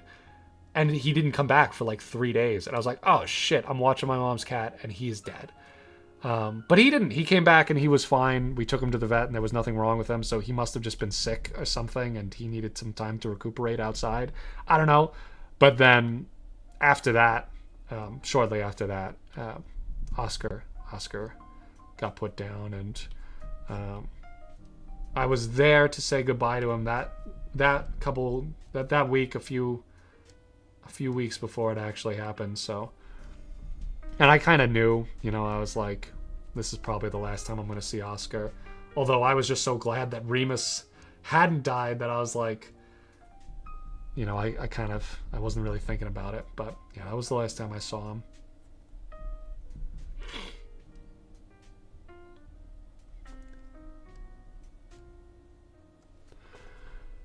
You just got to appreciate the time that you have. It's hard not to think about it.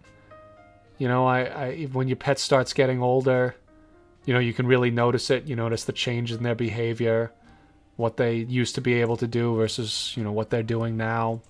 And that's a hard thing. But you love every minute that you have with them. And know that even after they're gone, you'll still love them. I mean, that's the thing. Like, I still love Oscar. He's gone. But, it doesn't change the fact that I have all these great memories with him. And a lot of annoying memories, too. That was the other thing about Oscar. God rest his soul. The devil keep and preserve him, but he was a pain in the ass. Hold on, let me find a picture of Oscar, because he was a good-looking dog. He might have been a pain in the ass, but he was a good-looking dog. Let's see if I just search up dog. Wait, actually, let me show you this picture of Panko. This is Panko playing with her friend Mila, who lives down the street. They're good friends. They like to hang out.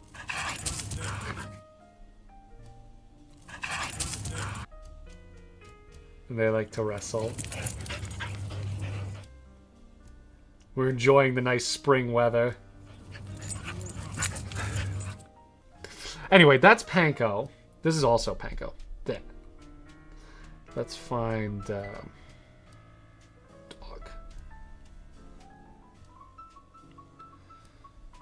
A lot of Panko. Where's Oscar? This is Gus. This is my sister's dog, Gus. He's pretty handsome. He and Oscar were good friends. Oh, there's Oscar. This is a couple years ago. So there's Oscar. There's Gus. And there's Panko. They were all good friends.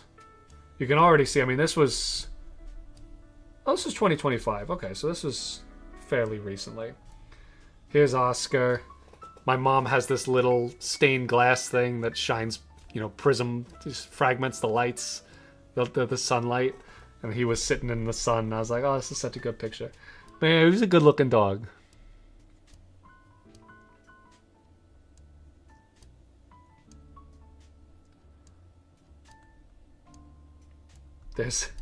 There's Oscar and Gus. This is actually, I think, when I was watching them. This was the last, that trip was the last time I had seen Oscar. And they were close friends. Now Gus lives in Denver with my sister. She moved out to Denver after Oscar passed. But they were close. I'm getting so distracted. This was Honeycomb. My cousin was fostering a dog, and she wanted to socialize him.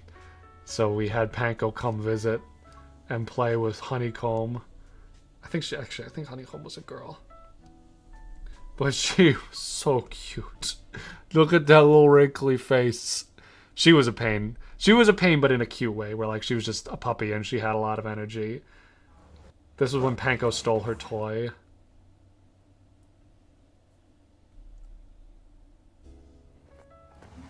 Yeah. Okay. That's enough. I could look at pictures of dogs all day.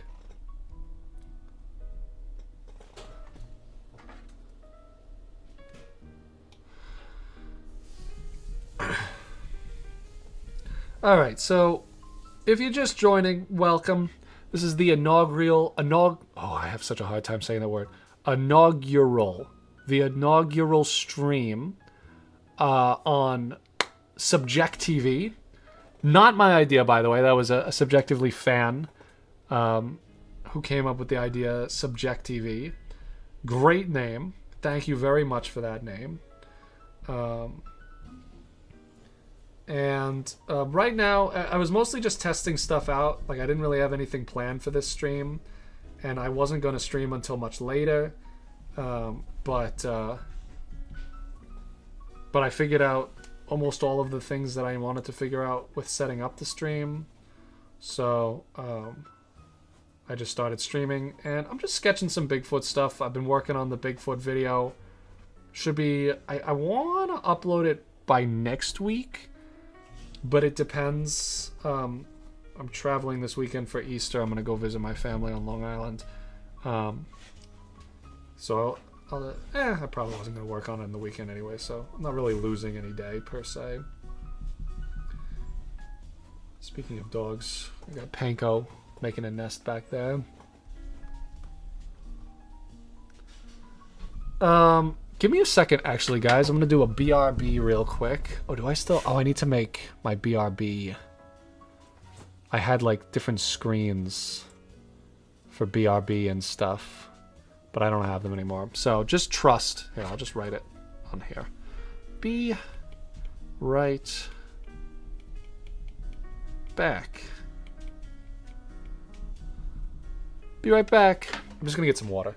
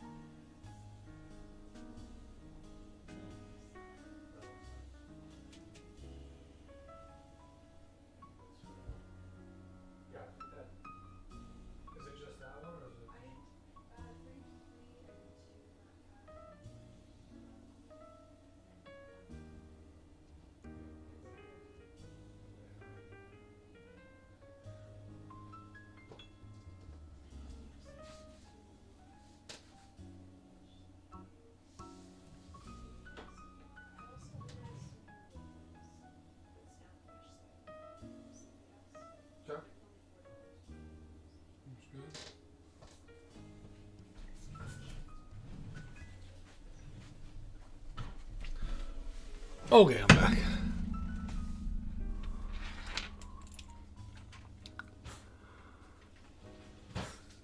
Oh. All right.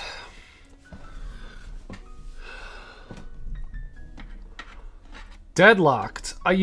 Deadlocked, that's a funny topic. I actually was kind of thinking about making a Deadlock video. I really love the characters and the visuals of that game.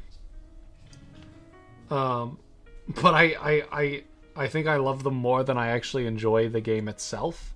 Like, the game itself is fun, but it is very overwhelming. But, that's how I felt about League of Legends the first time I played it, so maybe that will change.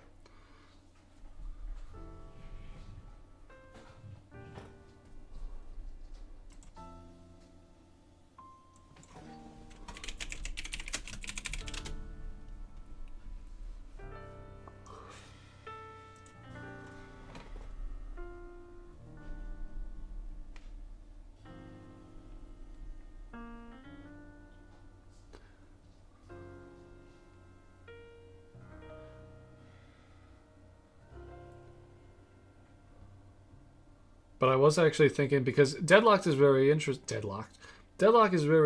because, it's not finished. Like, people are playing it, but it's not a finished game. I don't know what they're considering it, an alpha, a beta, or what, but it's not done.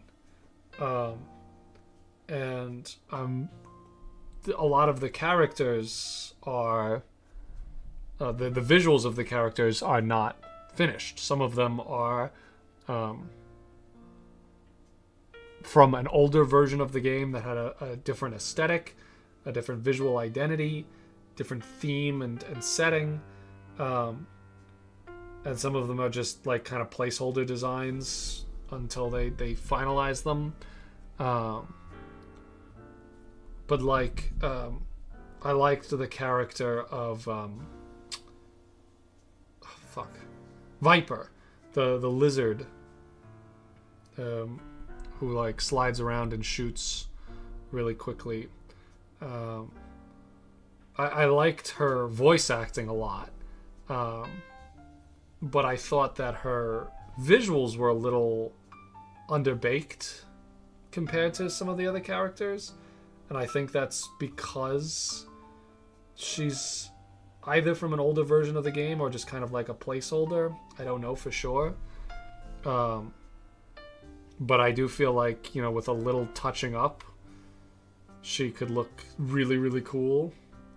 So I was thinking about maybe doing like a video where I quote unquote redesign, maybe like finalize some Deadlock characters. Might be fun.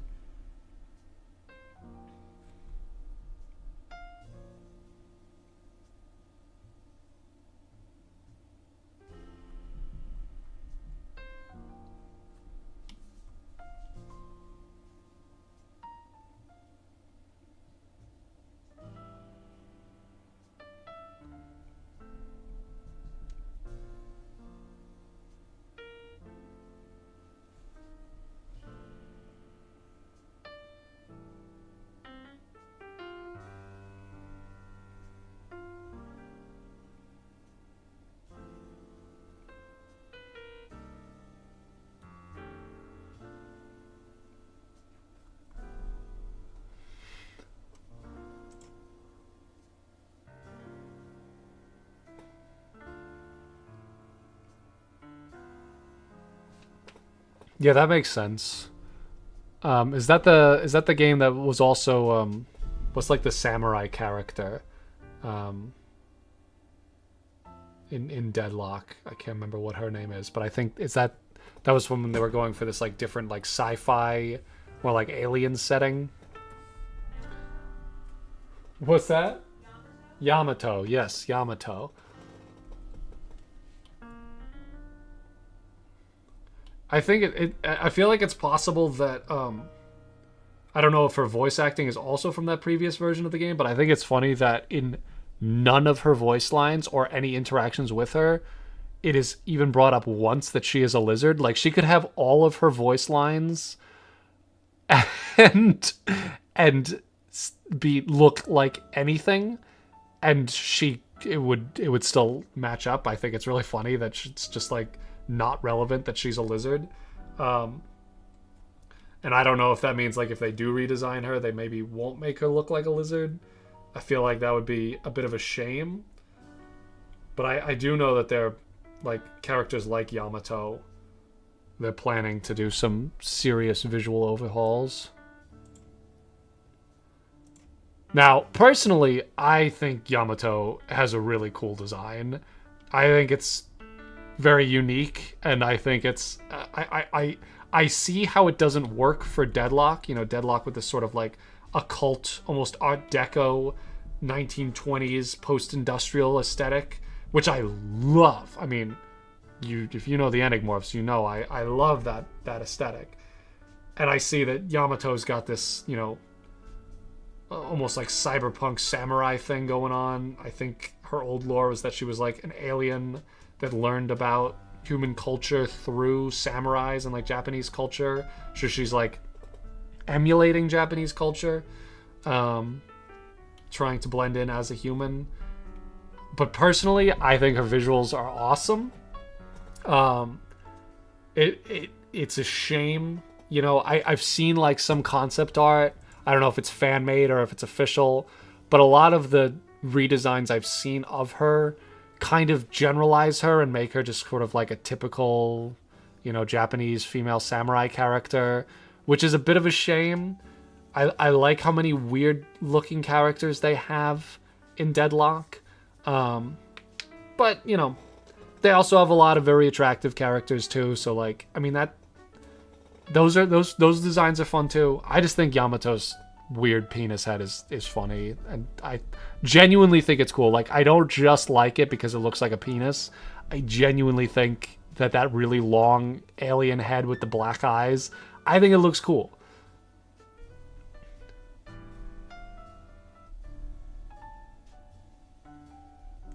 I really like, as a character concept, I really like the Doorman. When I did play, I was playing him because I love opening portals as a mechanic in a game. You know, as far as game mechanics go, opening a portal that anyone can walk through is like just so much fun. Like, I wish the game was just a little more simple so that I could just, you know, shoot people and run around through portals and stuff. But like the MOBA elements are a lot, which is funny because I play League and I enjoy playing League. It took me a long time to get used to League of Legends, but I do like League of Legends. I genuinely like. I like the world, I like the characters, I like the story, but I also enjoy playing it. And I think maybe if I spent enough time learning Deadlock, you know, it would be kind of a similar story to League of Legends, where like I started playing League of Legends because I liked pretty much everything but the gameplay. But then I ended up liking the game too once I spent enough time learning it. I'm not very good at it, but I'm not very good at most games that I play. I can enjoy games without being very good at them.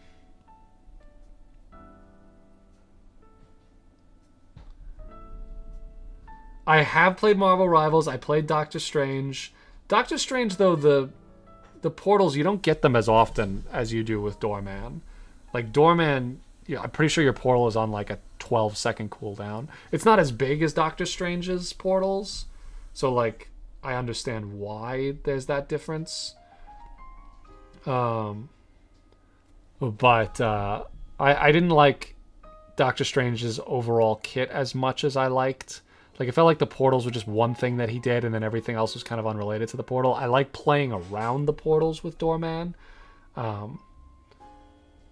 When I played Marvel Rivals, the character I liked the most was Namor. And he was just simple and fun to play. I liked his little turrets. Of course, I'm a big Spidey head, so I tried playing Spider-Man, but Spider-Man is not fun for me.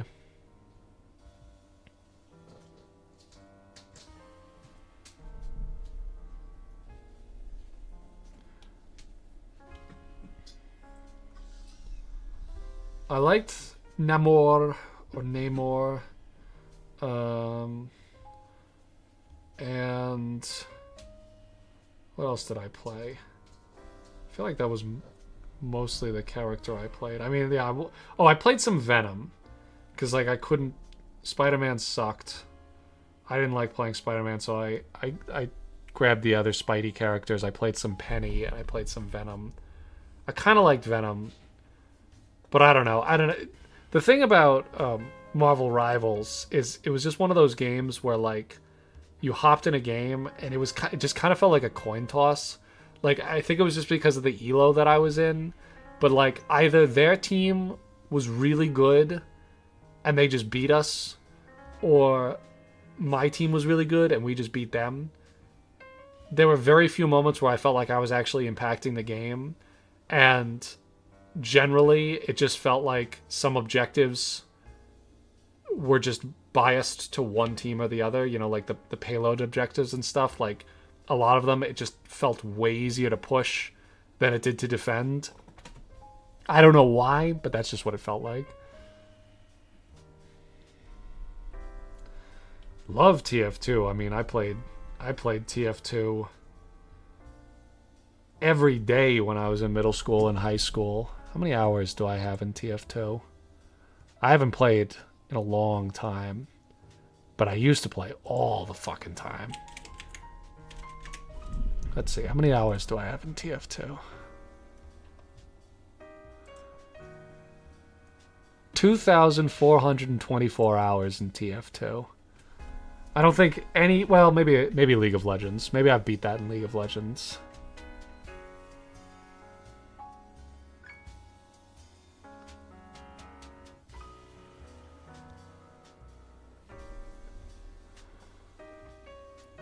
What's going on with the Bigfoot art? So if you check out the Discord channel right now, the Subjectively Discord channel, you'll notice that there are two channels, the Bigfoot Contest Discussion and the Bigfoot Contest. So I'm making a video about Bigfoot, just as a general character, you know, exploring the visuals, the culture behind it. And part of that video is we held a little contest to see to see how other people might visualize a character like Bigfoot, and we had some really cool submissions, and it kind of inspired me to do some illustrations of my own. So right now I'm just kind of doing some like rough exploration, nothing too specific. I'm just kind of sketching and talking, just as a starting point. But like as I was working on the video, I realized I was like, I want to do a Bigfoot of my own.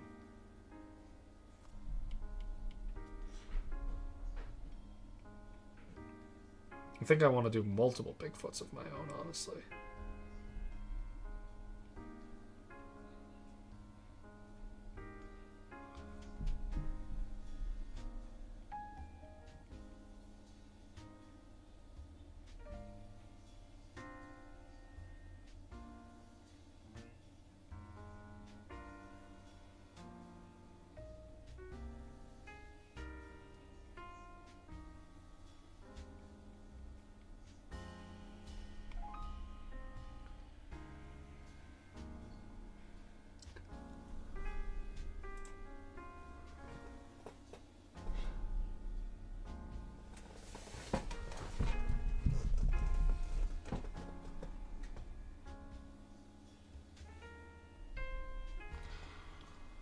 I kind of want to just look at some like apes, do some like ape exploration, do some just like studies.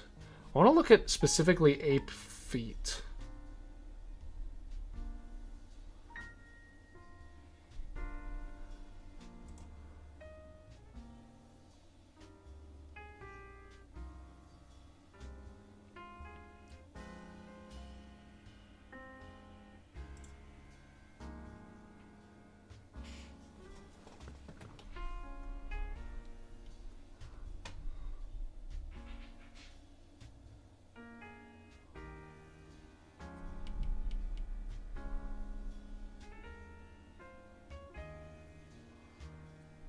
You know, usually Bigfoot, you know, the tracks that we find are very human looking. But there is a big difference between human feet, you know, an ape that has evolved to walk completely bipedally, and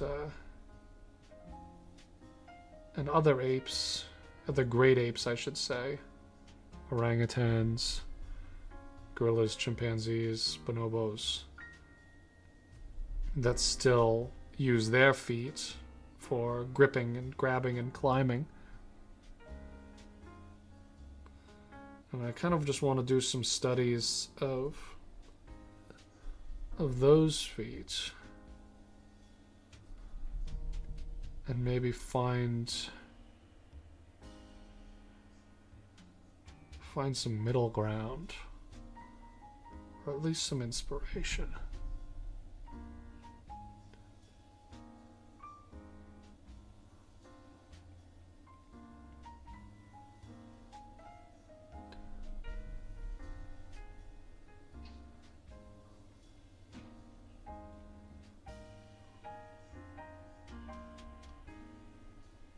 And it's funny because most great ape feats, excluding our own feats, the feet of most great apes look like hands because they serve a similar purpose.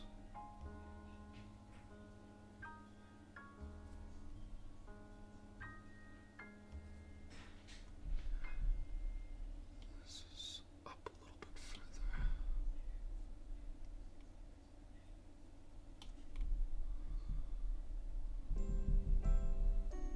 What is with this music? This is Winter Relaxing Jazz Cafe. I don't like this. Changing this music.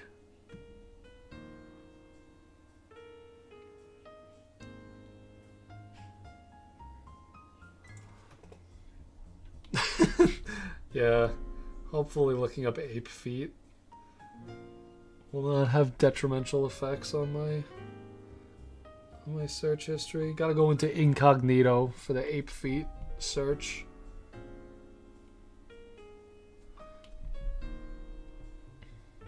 Listen, I've looked up way stranger things than ape feet. I'm not a wuss either. You know, I don't need fucking incognito mode. I don't give a shit.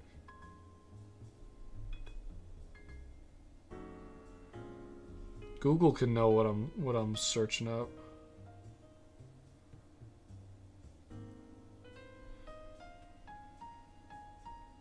You know, nothing illegal. Nothing sinister or malicious. It's just ape feet. It's for art, trust me.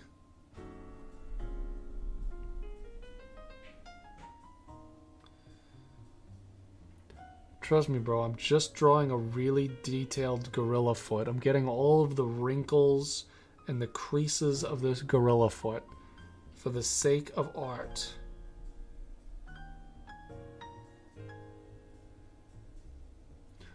Don't worry about it, bro.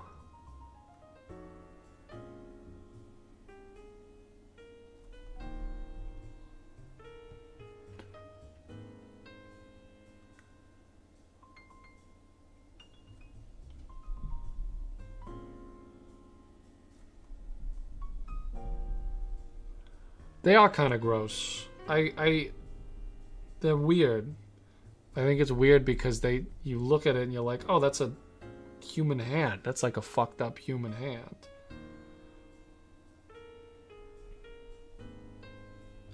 But it's also very interesting. You know, sometimes I look at my own feet and I'm like, oh yeah, I can see how that used to be a hand. You know, like if you just move this toe up here a little bit and made this toe a little bit longer and then these toes consecutively shorter, that's just basically a human foot.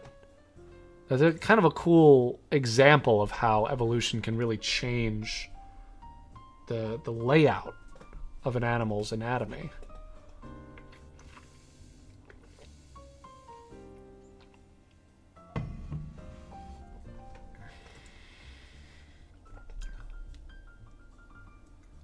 Now, let me ask you this. If you find gorilla feet weird and uncomfortable, do you also find, like, baby gorillas creepy? Because I know people who don't like, you know, baby chimpanzees or baby orangutans. And I'll be honest, they are kind of gross. Like, they are just kind of weird-looking little fuckers. But I think they're cute. I love baby chimps and baby gorillas. I think baby gorillas are the cutest thing ever.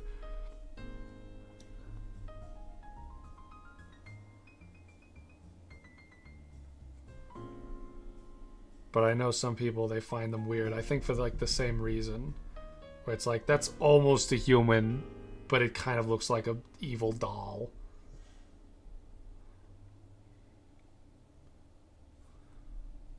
You know, think about like when humans were first, you know, gaining sentience, when they were first becoming an intelligent, dominant species, but they were living alongside other apes. You know, what did we think of them? Do we perceive them as similar to us? I'm pretty sure the word orangutan, I don't know what language it comes from. I'm guessing something from the Indonesian area. But I'm pretty sure it means something like the man of the forest or the man of the jungle. You know, the first human to have named that animal. How would we know that it wasn't as intelligent as us?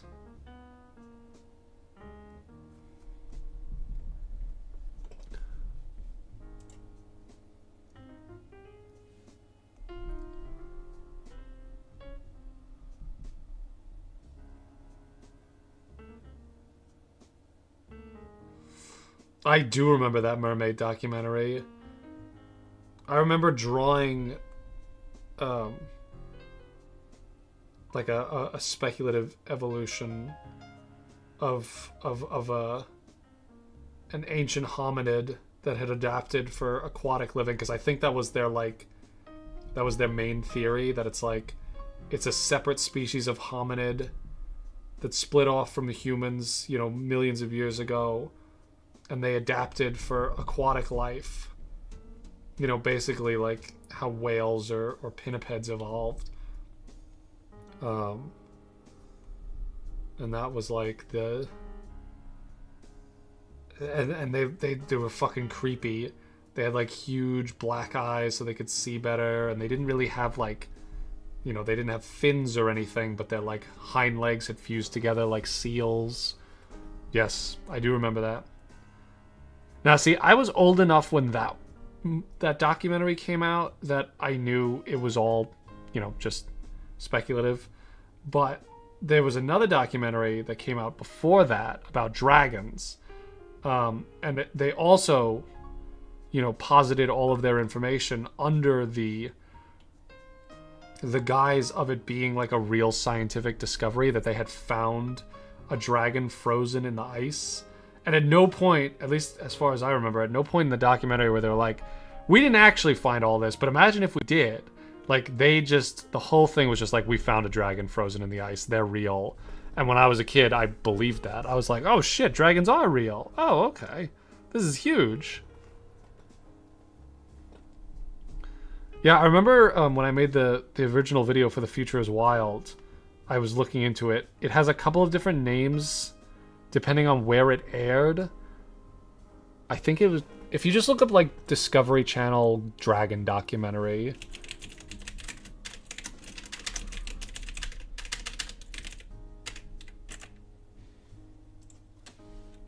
Discovery Channel Dragon... Maybe mockumentary? Docufiction? Dragon's World, a fantasy made real. Or Dragons, a fantasy made real.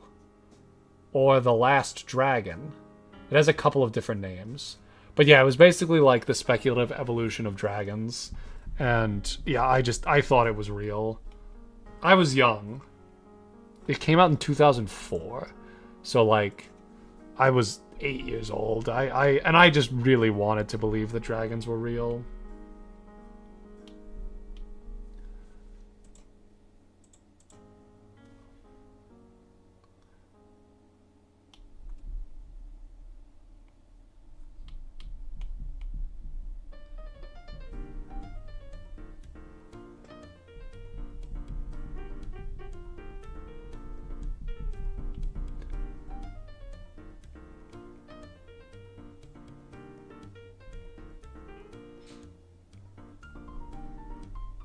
I know that Pokemon Diamond and Pearl have a very jazzy soundtrack, but this really reminded me of the Diamond and Pearl soundtrack. It's very high energy, piano heavy jazz.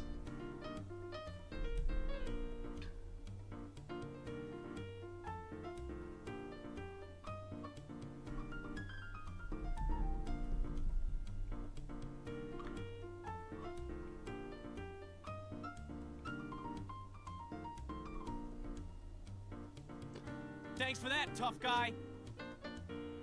Oh wait, we can finally test out the subscriber feature.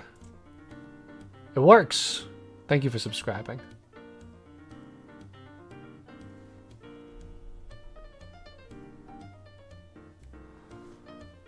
So I'm really hoping that I haven't looked at any like leaks. I know there are leaks and stuff for Wind and Waves. I'm trying not to look at any of that stuff.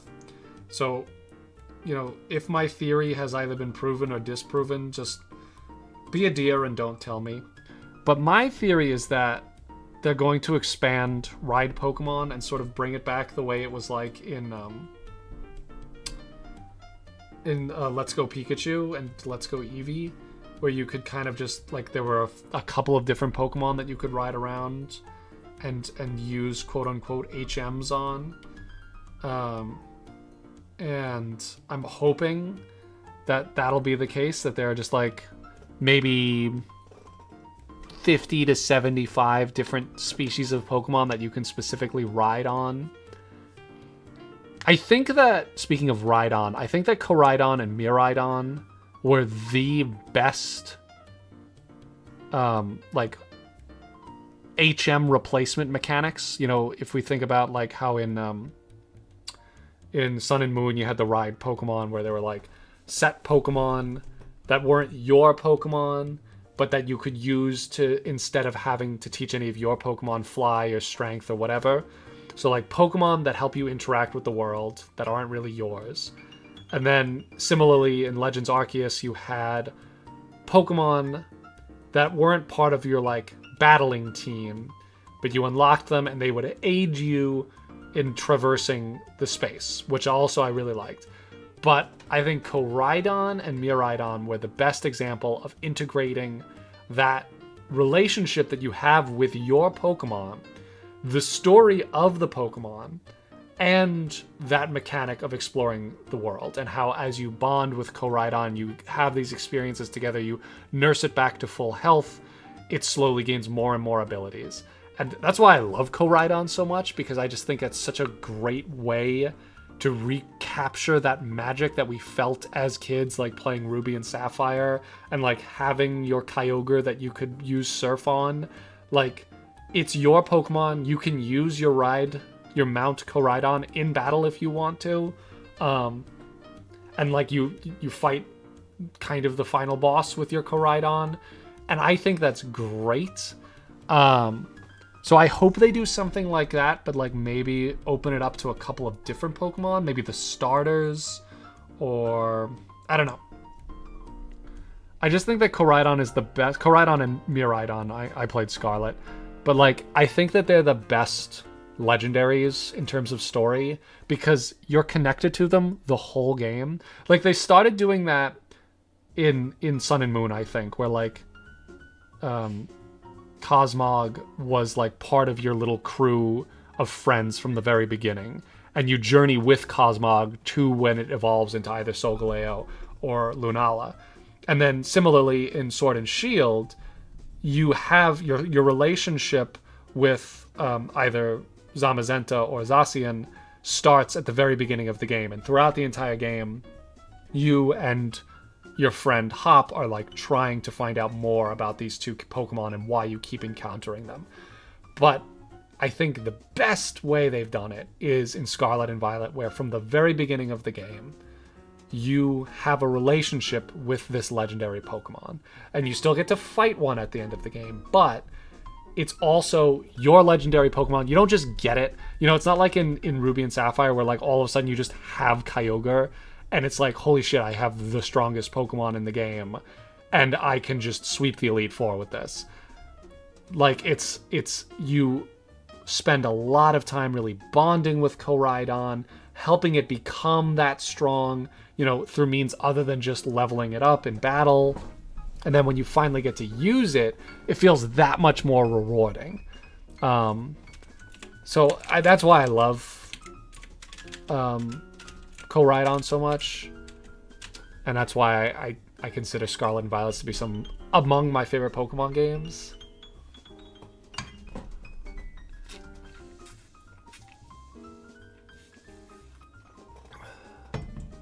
It seems pretty, like, all but confirmed that we're definitely going to dive.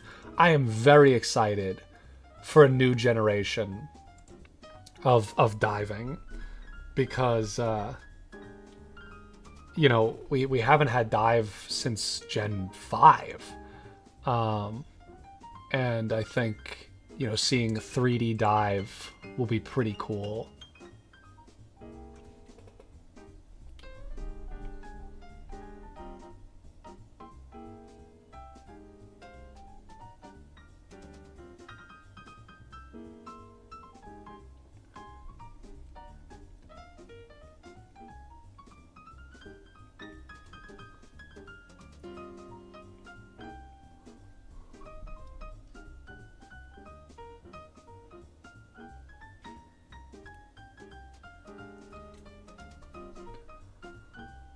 Yeah, and like obviously, like they can't make every Pokemon that could theoretically learn an HM, you know, be a ride Pokemon. You can't ride on, you know, a Bidoof, as you're saying.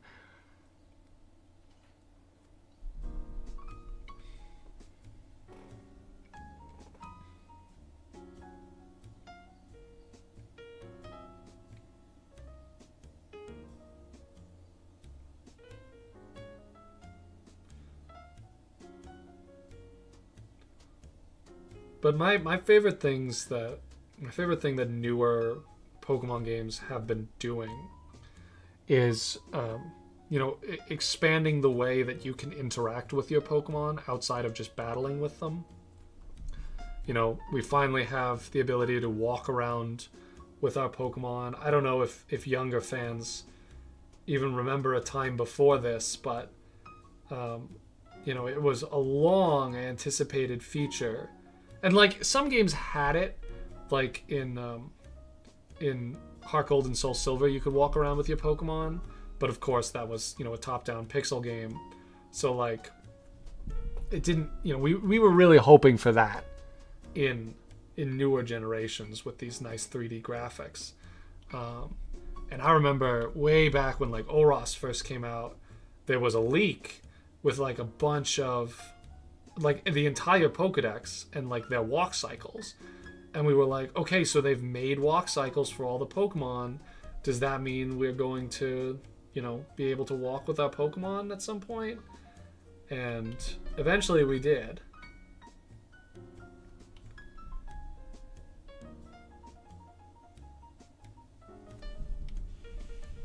I think it wasn't really until like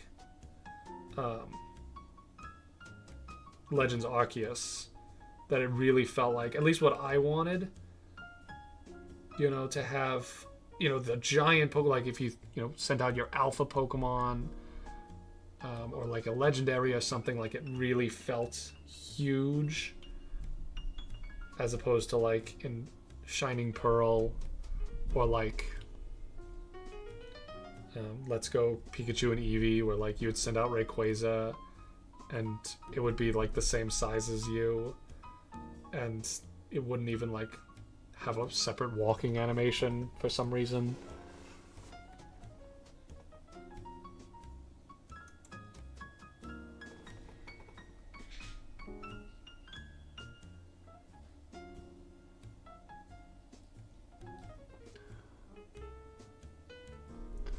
Yeah, right now I'm just drawing ape feet. I'm just doing some studies in preparation for my Bigfoot design that include some drawings of ape feet. So this is right over here. You have your gorilla. And I'm working on an orangutan. Speaking of apes, I gotta say one of the best new Nintendo games that I have played recently is Donkey Kong Bonanza. That was a damn good game.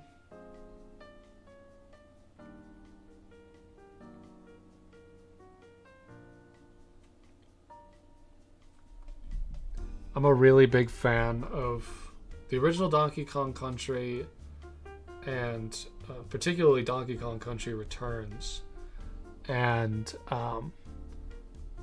honestly, Bonanza is not like either of those games in terms of mechanics, but it's still really fun. If you like collectathon platformers, adventure platformers, action platformers, it's a damn good time. Beautiful art, great music, which, you know, you always expect great music from a Donkey Kong game. Pretty much any Nintendo game, you know the OST is gonna fucking slap. Any, like, flagship Nintendo title. But I feel like Donkey Kong in particular holds the record for best beats.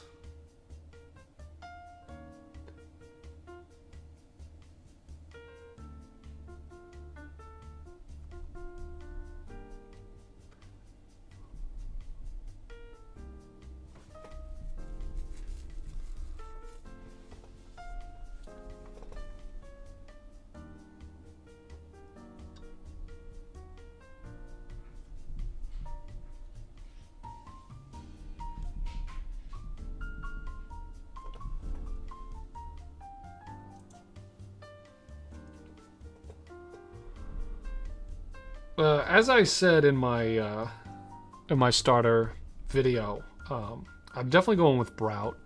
I think, you know, if the designs go in the direction that I want them to go, you know, as per my predictions / hopes and those designs that I did, I would really like a big grass, like terrestrial bird.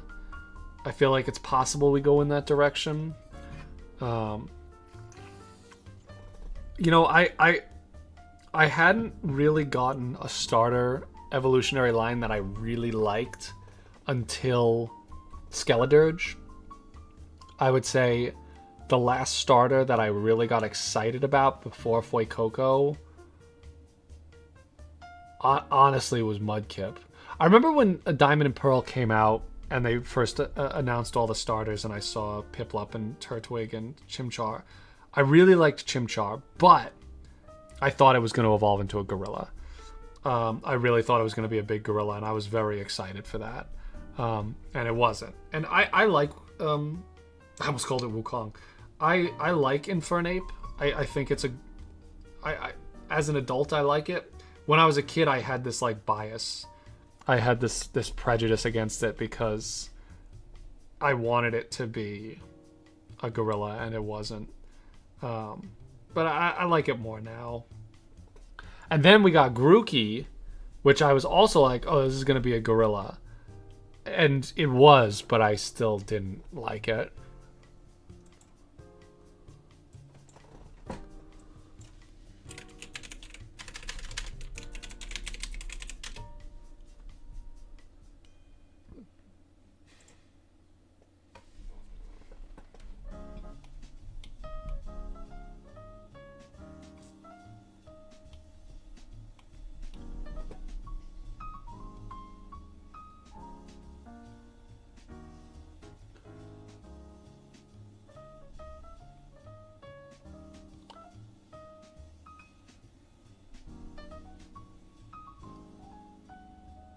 I'm like, I know that a lot of people do like Rillaboom.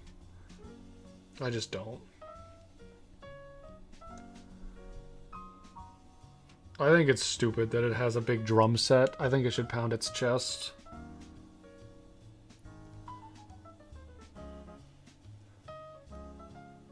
Like, I don't have a problem objectively with, like, Pokemon having props. Like, I love Sirfetch'd. That's a great design. You know, I don't think that it's... I don't have a problem with Rillaboom because it has drums. I just think it's such a missed opportunity for it to make a gorilla Pokemon that's, like, drum-themed and have it not pound its chest. That just seems like a waste. Like, any Pokemon could pull out a fucking drum set and start pounding on it. I really thought the narrative was going to be that, like, Grookey wanted to make the music that its final form did, but it wasn't big enough, so it had to use a stick to do it. And then, like, Thwackey was getting bigger. I actually really like Thwackey. I think Thwackey might be one of the only examples of a starter Pokemon where I like the middle form more than either of the other two forms. Like, I like Thwackey more than Grookey or Rillaboom. I like Grookey a lot. I still like Grookey. But I think Thwackey is my favorite out of that line. And then I really thought the final form was going to just pound its chest to the rhythm. And it was just, I don't know, it was just such a nothing burger. And I hate its hair. I hate its giant, stupid mullet.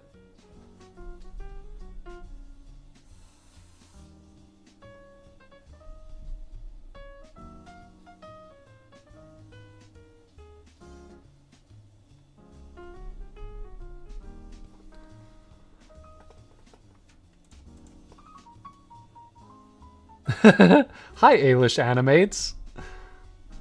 I don't know. Does drawing ape feet count as winning?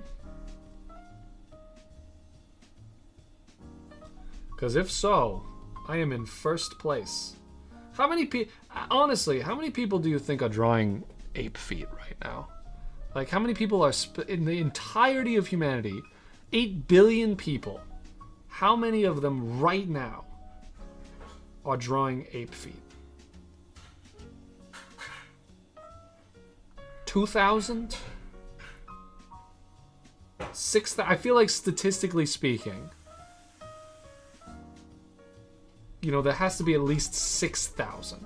And I'll even be generous here. Like, I'll include, like, little cartoon monkeys, or, like, you know, or even human feet. I'll include human feet. No, I won't include human feet. There are a lot of people drawing human feet right now.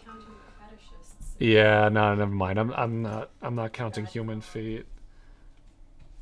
Non-human ape feet. How many people are drawing non-human ape feet? Because that's...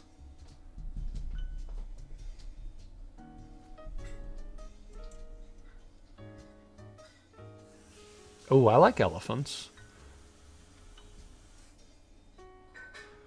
Well, yeah. I mean, historically, people have drawn ape feet.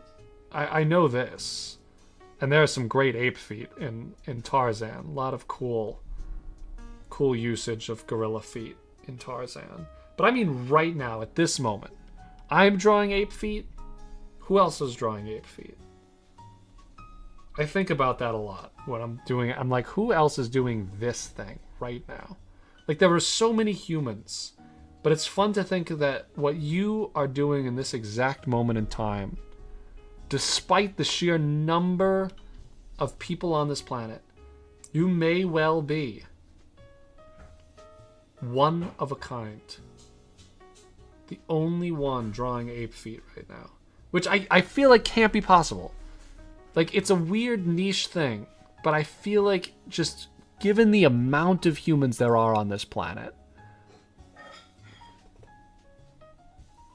Yeah, how many people are drawing ape feet right now and as a part of a study to then later draw Bigfoot? That I might be the only human with that specific intent maybe there are other humans drawing ape feet right now, but I might be the only one doing so because I'm just doing studies for a Bigfoot drawing challenge.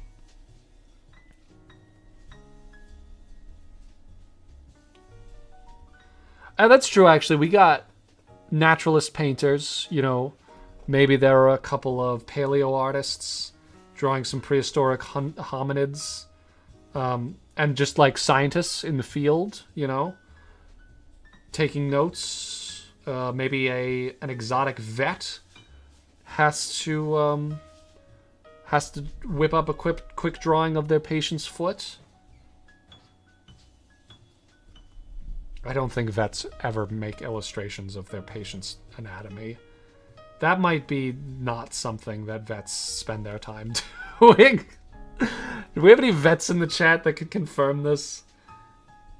Do we have anyone who can confirm is drawing a skill that is necessary or even helpful as a modern day vet?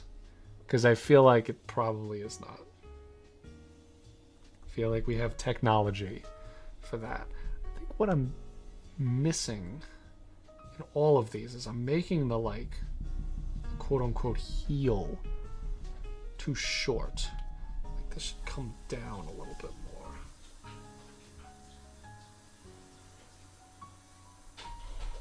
Yeah.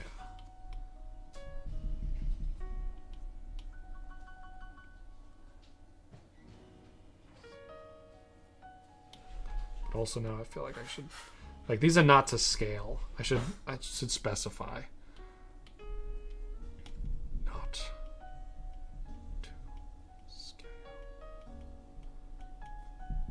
Because this would be, well, not much bigger. Much bigger than that. An orangutan foot is definitely smaller. I recently went to the Denver Zoo. I was in Denver visiting my sister. And on our very last day, we stopped at the Denver Zoo and I saw some orangutans. They were mad sleeping though, so I couldn't. Let's see.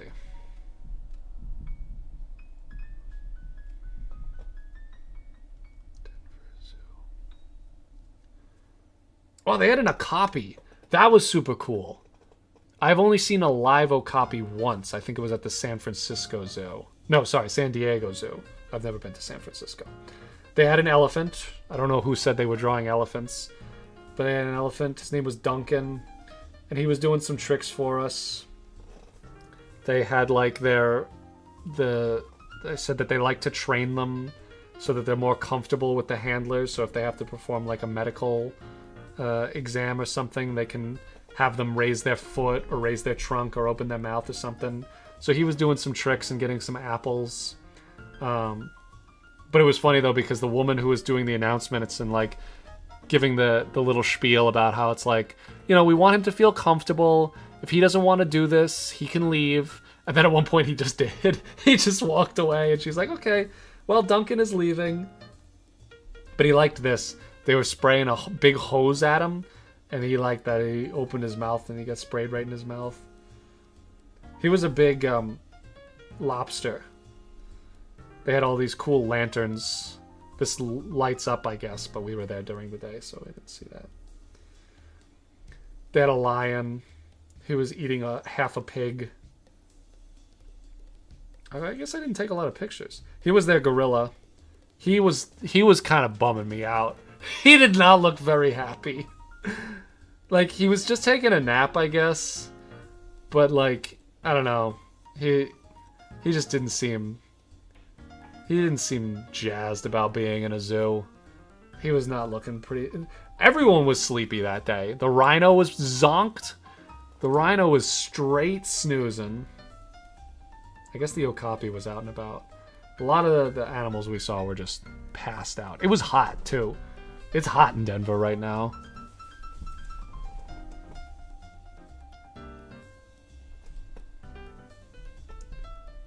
Whoa, whoa, whoa. Do you work with alligators?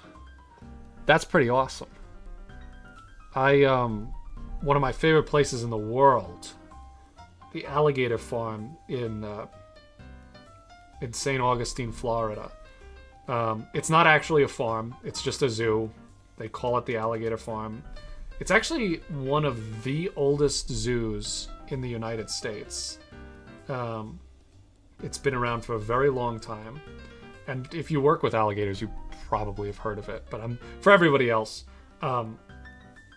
it's just one of my favorite places. And they have very well-behaved alligators, too, that, like, they come when you call, like, they know their names. Like, they each have their own names. And when they feed them in the big lagoon area, they all come up one by one to get their food. And that's also, like, a little show that they put on. I follow them on Instagram. I haven't been back there in a long time. I haven't been to St. Augustine in a long time. That's a beautiful place. If you're from the United States, check out St. Augustine, Florida. If you're visiting the United States, check out St. Augustine, Florida. Awesome historic town. I mean, it's Florida, so it's like you're gonna see some Trump flags. That's just how it is. But it's a tourist town, so like there aren't as many like old school racists down there in that particular area. It's also a college town. There are a couple of schools, so like, you know, young people. But it's beautiful. Like, politics aside, it's just a beautiful place. A lot of historic places to visit. A lot of cool wildlife to see.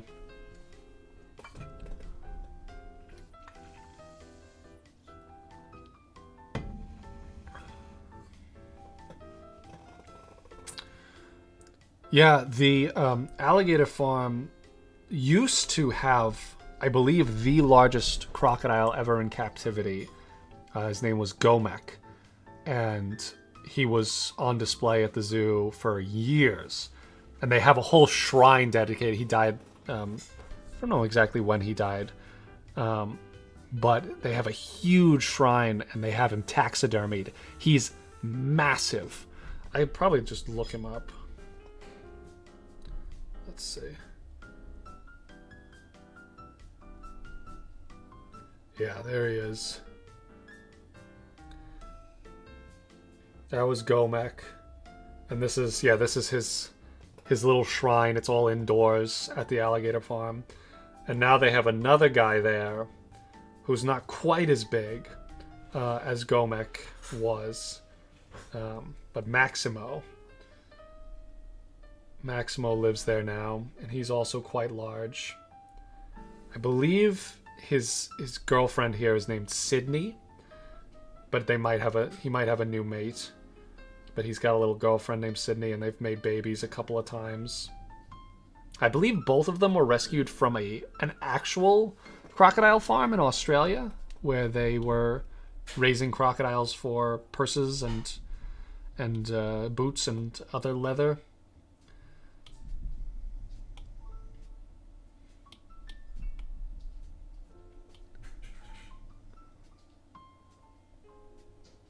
Dominator the Croc? That is a crazy name.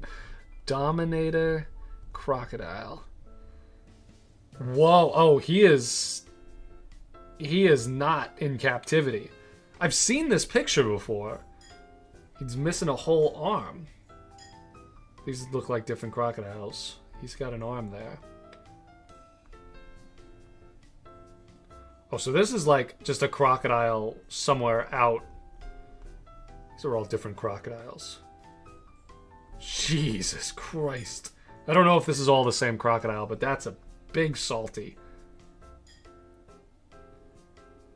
Yeah, I have no interest in ever meeting a saltwater crocodile in the wild.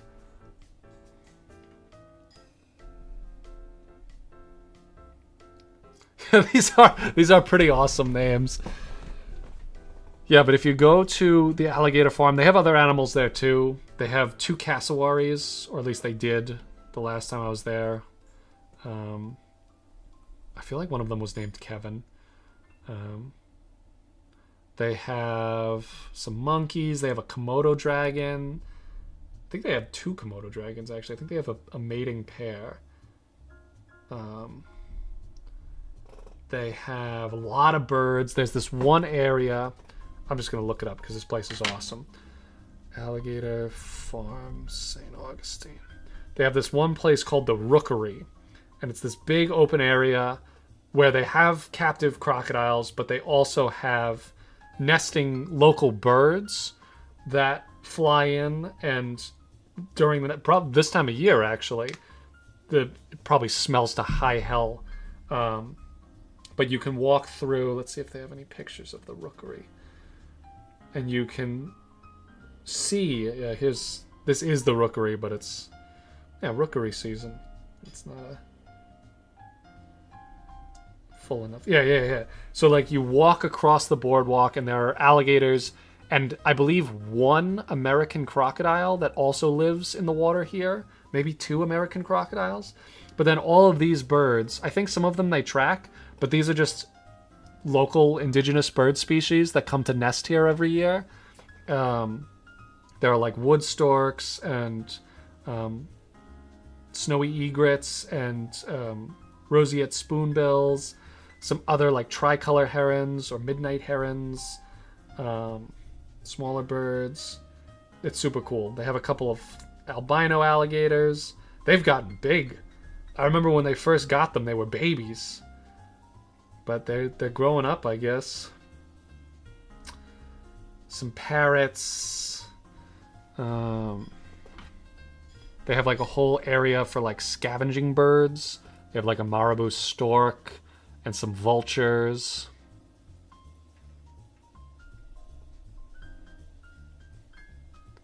Yeah, I don't need to be... Personally, I don't think I need to be any closer to a crocodile than the glass would prevent us from touching each other. But I do love looking at them. They're very cool. And I have a lot of respect for people who work with animals like that. I loved the Crocodile Hunter when I was a kid. You know, I wonder if he came up with that name for himself. The Crocodile Hunter. Because it sounds like he hunts crocodiles to, like, kill them. In fact, I think when I first heard about Steve Irwin and I heard he was the Crocodile Hunter, I was like, I was like, no, I don't want to watch that if he's hunting crocodiles. It just doesn't seem like a name he would choose for himself. It sounds like something where it's like, we'll give you a show, we'll call it the Crocodile Hunter.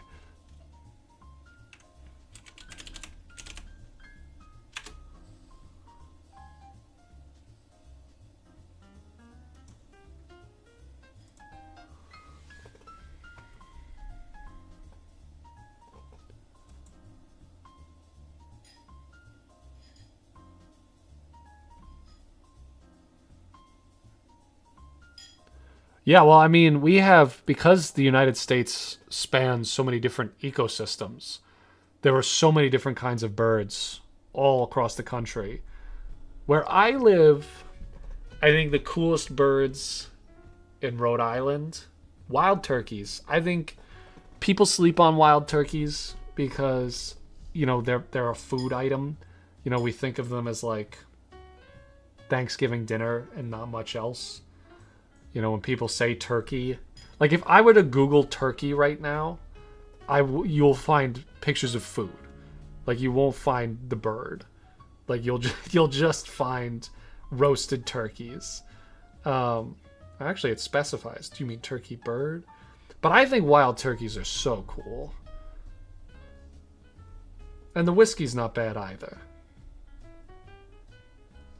Look at that. That is a cool bird. I bet you get turkeys up in Canada, right? At least on the East Coast there. What is the range of a wild turkey? Oh, wow. Doesn't actually look like, unless you live in the southernmost parts of Canada, it doesn't look like you get a lot of turkeys up there. That's a pretty big range, though. I mean, down here, you're on the equator. It's pretty interesting that a bird that can live up here, where the winters get below freezing, can also live down here. Although this is, maybe they live in the mountainous areas, where it's a little less hot, because this is like the middle of Mexico there. So maybe it's more mountainous, a little more temperate.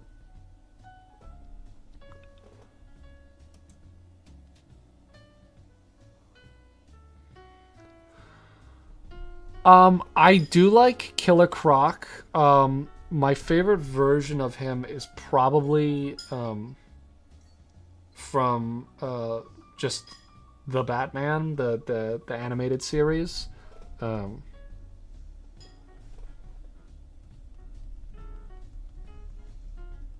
Batman the animated series.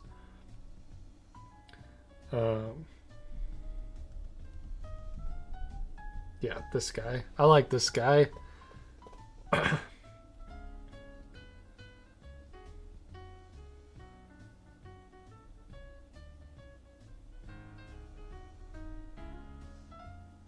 This was the show that I watched when I was a kid. I didn't watch this one. It was a little before my time when I was a kid.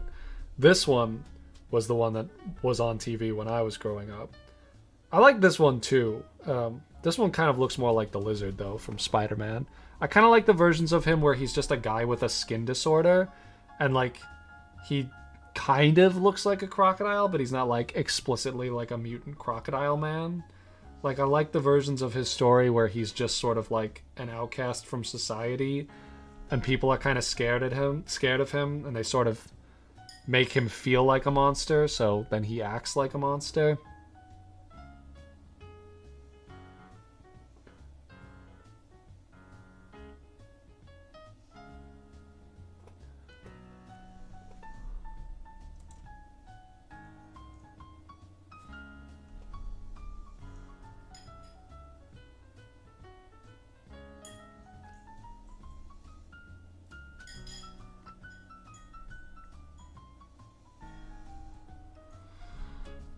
I was thinking about.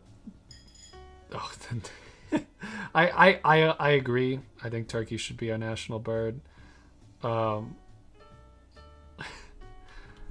I do agree also, though. Yes, the fact that bald eagles are such a charismatic species probably did save them from going extinct in the 70s and the 80s. However, I also believe that bald eagles, notorious bird bullies, that would sooner chase a smaller bird off of its catch than catch something itself, and are very territorial, very loud, pretty aggressive, but also kind of cowardly. I think that is a pretty good bird for the United States. I think about that all the time. I remember one time I went to the Roger Williams Zoo in right by Providence, where I used to live. And it's a great zoo. I love that place. I haven't been back there in a while. We should make a time to go out there. And they have a couple of bald eagles and a golden eagle that are they're rescues. And they have injuries that prevent them from being re-released back into the wild. You know, permanently damaged wings, or something else that keeps them from being able to be released back into the wild. And I remember one time they had just fed them, so they had dead rats that they put out on like stumps and stuff for them to eat. And I saw one pick up one of the rats and fly away into a nearby tree because their enclosure they can't fly, so their enclosure doesn't have any covering on it. And I remember thinking, I thought these birds couldn't escape. I thought they couldn't fly. And then I looked again and I realized that the same amount of birds that I knew were supposed to be in there were still in there. And that it must have just been a wild bald eagle that literally stole food from a paraplegic bird. He was like, he flew in, he said, "What are you gonna do, tough guy?" And then he took the dead rat that was there for this eagle that can't catch its own food and stole it and flew away from it. And then proceeded to eat it in a tree within view of the other paraplegic eagles. And I was just like, wow, yeah, that's our national bird right there.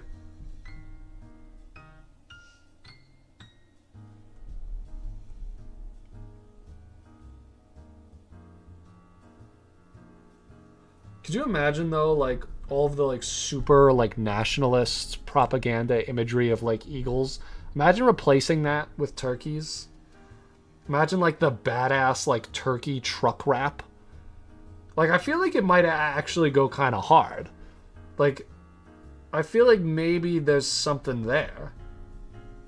Like, you know, you're driving down the highway and then someone's got like a huge sticker on the back of their pickup truck window, and it's like I'm just gonna look up badass bald eagle truck decal. Yeah, like literally this. Like picture this awesome AI generated bald eagle American flag, but it's a turkey.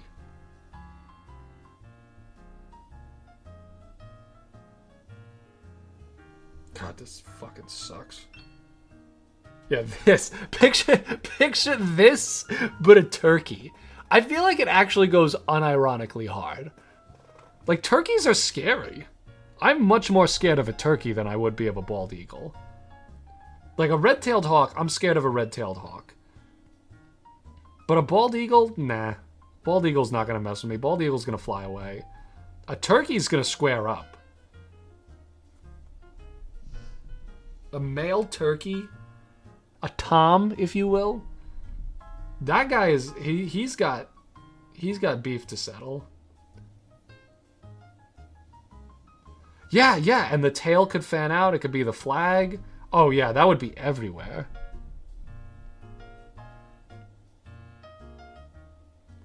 The Philadelphia Eagles would be the Philadelphia Turkeys, maybe.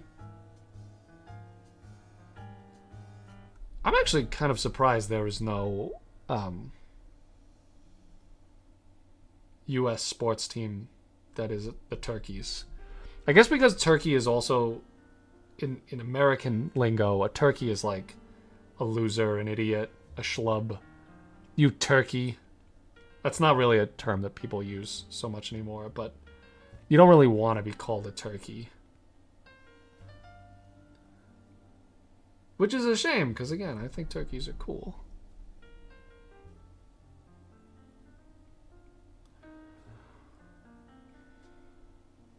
Oh, and the other cool bird, I distracted myself. The other cool bird that we have around here. Actually, no, that's not true. We have a couple of cool birds. Let me go down the list here. Okay. So, number 1, turkey. Coolest bird, IMO. Number 2. Oh, this is kind of tough, actually. Because I was going to say pileated woodpecker. Those are very cool birds. And that's one of those birds where I always feel excited when I see them. I mean, I feel excited when I see turkeys too, but pileated woodpeckers are a little more rare.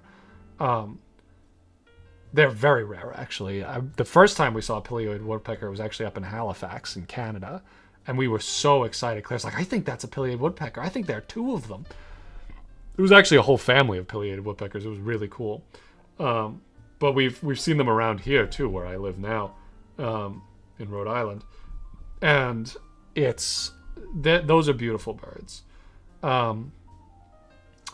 Then loons. I really love loons. Now we don't get loons really where I live in Rhode Island. If you go a little bit north, you might be able to find some loons. And then if you keep going up through the rest of New England, further and further north, you'll find more and more loons. But those are beautiful birds. Also, I'm just going to say it, like, you can find them anywhere, but seagulls, I think seagulls are very cool. I think seagulls are cool birds. I think they're pretty. I think they're intelligent. I think they're interesting. They remind me of my childhood.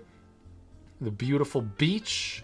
That sound of a seagull cry, like, so many people associate that with, like, vacation, just being by the sea. And, like, yeah, they'll steal your snacks, and they might poop on your car, but I think they're cool birds. And there are lots of different types of seagulls. Most of them look pretty much the same, but I like seagulls. I love their beautiful yellow eyes. They just look so focused. They definitely look like they would kill you if they could and eat you. Like, we should be thankful that they're going for our French fries and not our throats. Osprey, one of my all-time favorite birds. Growing up, my grandpa, he still does, lived by the water, this little estuary that fed into the Long Island Sound. And the local government put up a bunch of posts for ospreys to make their nests because osprey populations dipped dramatically, partially for the same reason that bald eagle populations started declining in the 70s and the 80s because of the pesticides that got into the water, that got into their bloodstream, that got into their eggshells, that made their eggshells really weak and they didn't develop properly. But also there was a huge problem in the Long Island Sound in the 90s where there was a huge red tide, a massive algal bloom, and a lot of animals that depended on the sea for food were impacted by that. There was also a lot of habitat loss and destruction of, a lot of deforestation. Ospreys like to make their nests very high up, right by the water. So what the town did was they set up all of these big man-made posts where the ospreys could nest on, and my grandpa had one right by his house. He still does. It's kind of fallen apart now. It's been there since he moved there in the 90s. But every year the ospreys would come back. They migrate all the way down to Mexico in the wintertime. But then around this time of year, actually, maybe give it a couple of weeks, they come back, and the same couple will meet up again, usually in the same nest. We always like to say that it was the same two ospreys that were coming back, but it's been so long now that probably the first one to nest there is no longer with us. And they'd raise their babies there, and we could actually see their babies in the nest. And I don't know, it just felt like summer. It felt like a fun time at my grandpa's house. And I love ospreys. I love their little whistling cry, their little shrieks. They're beautiful birds too. I'll look up a picture just in case anyone doesn't know what an osprey looks like. I think these are the coolest looking predatory birds that we have out here. Beautiful, beautiful raptor. And they eat almost exclusively fish. They really love fish.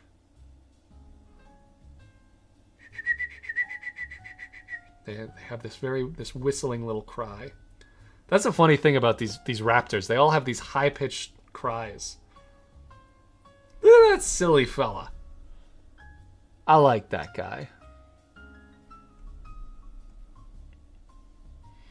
Yes, snowy owls do travel far, and in fact, sometimes we see them here in Rhode Island.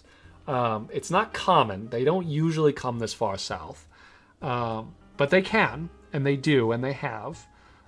Snowy owls are also beautiful. I have never seen a wild snowy owl, so I wouldn't count them amongst the birds that we get here like regularly.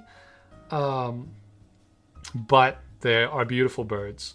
They used to have one at the Roger Williams Zoo, but they don't anymore. That bird always looked like it was overheating. I tell you, we do get barn owls here. Those are beautiful birds. Screech owls, barred owls. I think we get great horned owls here, but I've never seen one. There's a barred owl that lives around this neighborhood. We've heard him before. I've never seen him, but I've heard him. A lot of cool ducks, too. Common mergansers. Those are beautiful birds. I really like seeing them. They're usually down here just in the wintertime, and then they fly back up to northern parts of the country or up to Canada. But I think those are beautiful birds. A lot of cool waterfalls. We get waterfowl. We get gannets along the coast. Beautiful gannets. Beautiful diving birds. Cormorants are always beautiful. Some cool ducks, like saltwater ducks, like scoters. Those are always cool. Oh, you know what else is a beautiful bird that we would see all the time at my grandpa's house? Great blue heron. That's a gorgeous bird.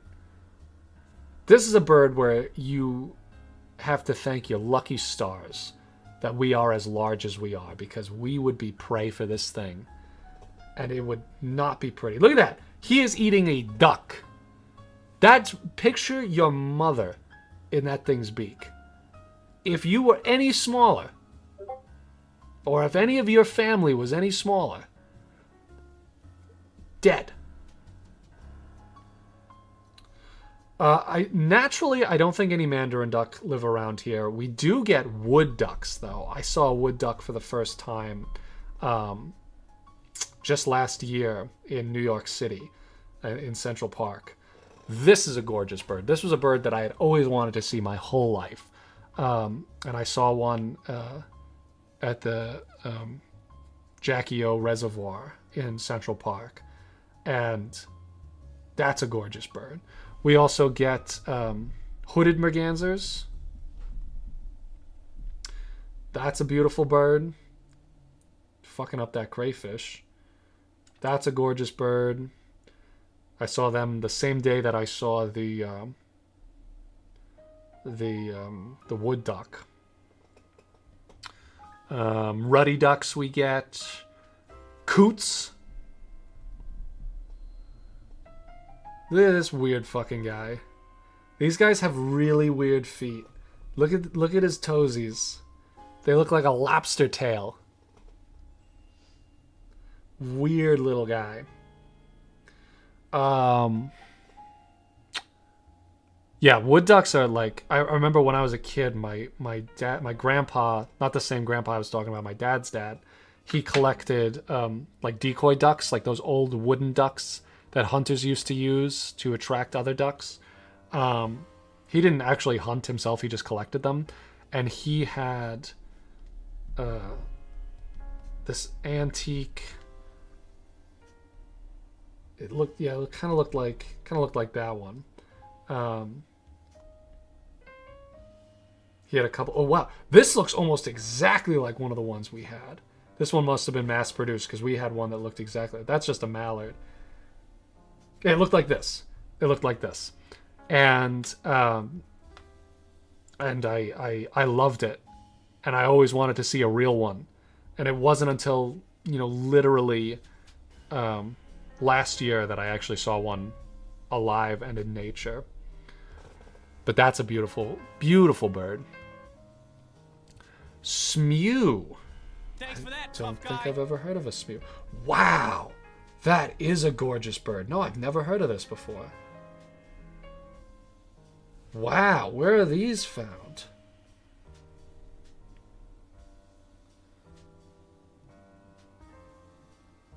Oh, common golden eye. We get those around here.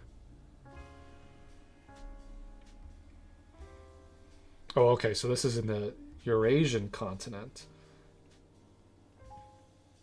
Oh, these are cold birds. Although, I don't know, that's warm down here. That's quite a range. Is green migratory? That's breeding, okay. Yeah, those are beautiful. Smew. I've never heard of that before. That's straight up a Pokemon right there. Sweden Smew. We do get one of the cool predatory birds. This was actually in Maryland. I don't know if I've seen any here closer to where I live, but the Northern Harrier. That's a beautiful bird. The males have this beautiful white-gray color. And they're pretty cool. Pesquet's Parrot. I feel like I've heard of this one before. Oh yes, I have seen this. Kind of scary looking, honestly. But very cool.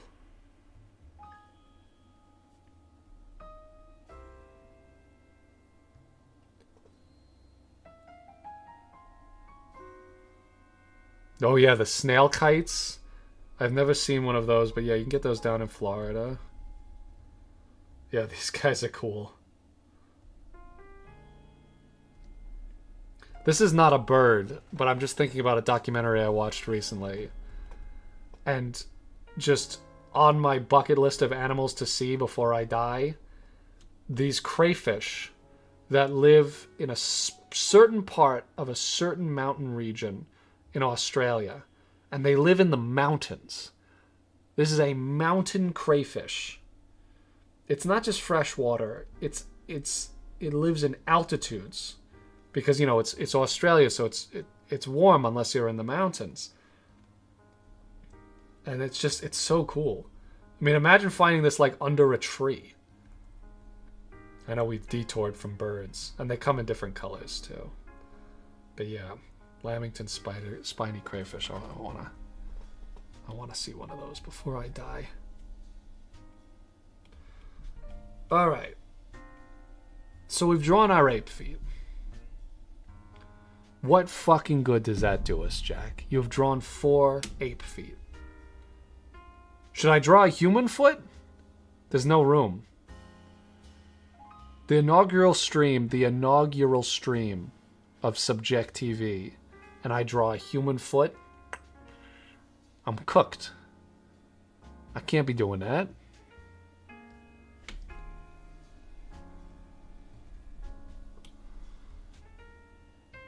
Oh, you know what else I want to do some studies of? All right, so I'm just going to call this Big Foot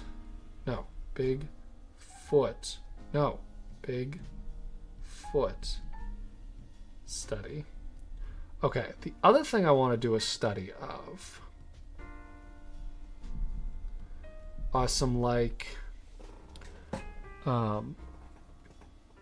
Pacific Coast indigenous tribe totem poles.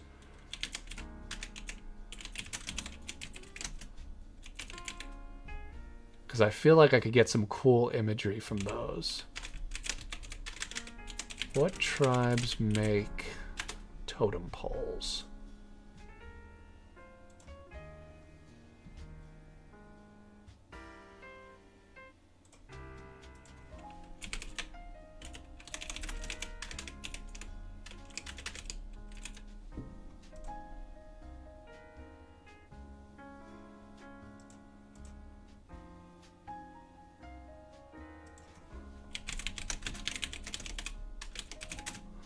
No, no, no. I'm not doing any feet pick.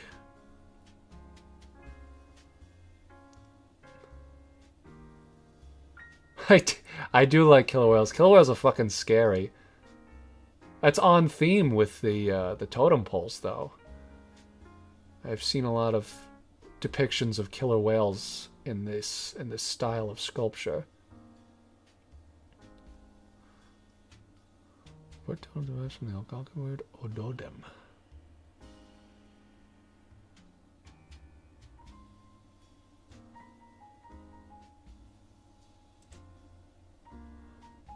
Haida totem poles. Let's check it out.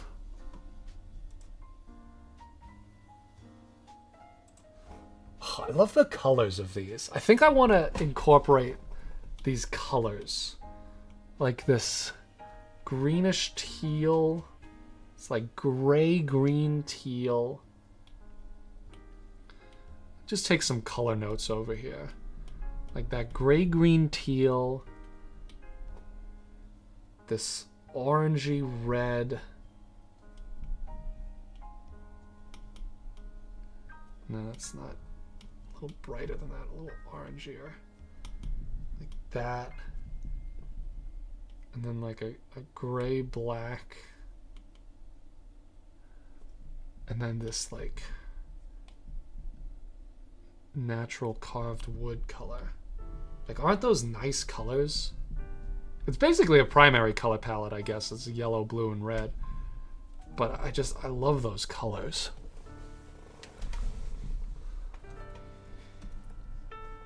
Yeah, well, the terrifying thing about being in the water with a killer whale is that you wouldn't know if it was going to eat you or not. Or if it would, like, just try to kill you just for the sake of killing you. Like, that's what's really scary about a killer whale. Like, it might just kill you for the love of the game.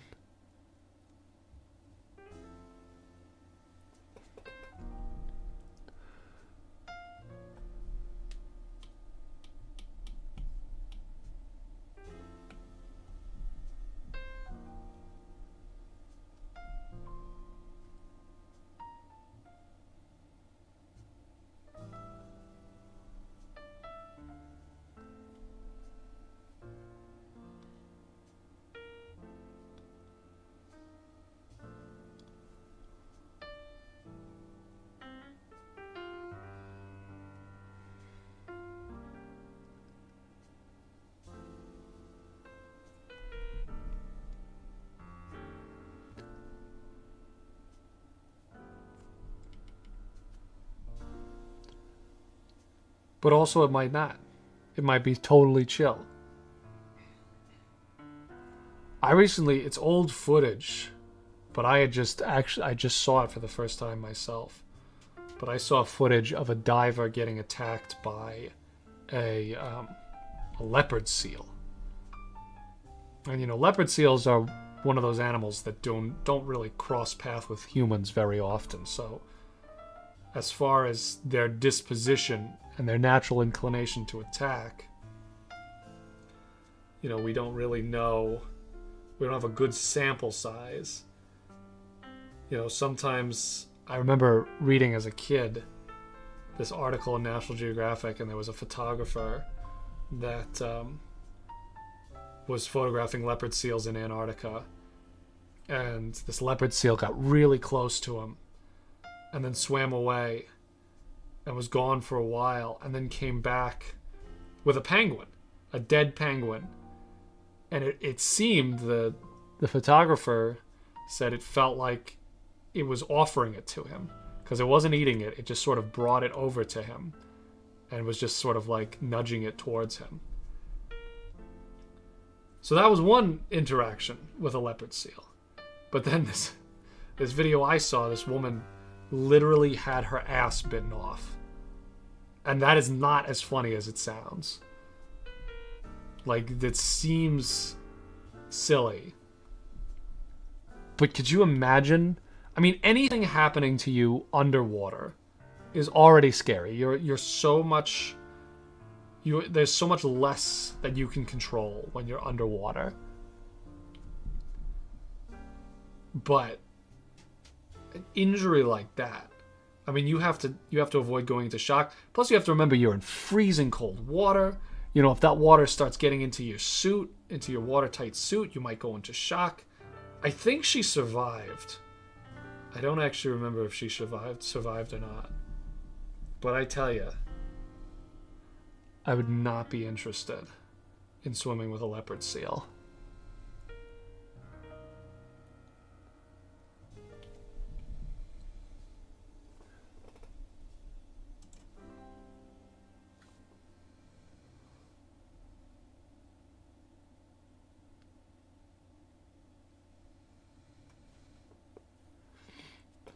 Yeah, seals and sea lions. Oh, that's funny. Do you know about the same story I'm telling about, the leopard seal who brought the photographer a little treat?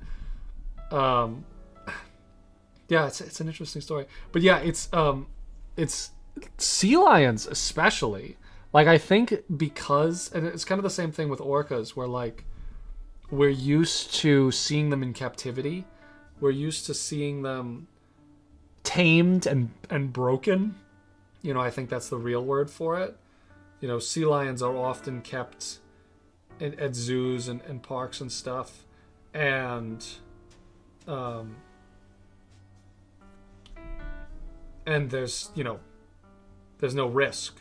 Usually they're also females. I think that's the other thing too. Like, a male sea lion versus a female sea lion.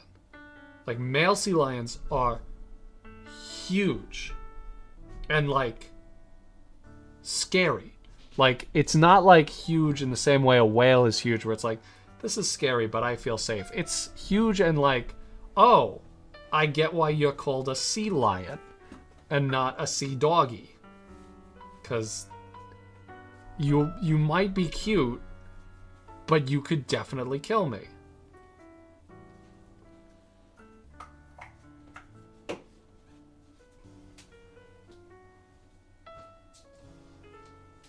And they got some serious dental hardware. That's the other thing. Like, their teeth are designed for like cracking open like crab shells. Your flesh is much softer than a crab shell. Your bones are harder than a crab shell, I'll give you that. But that doesn't mean it won't hurt.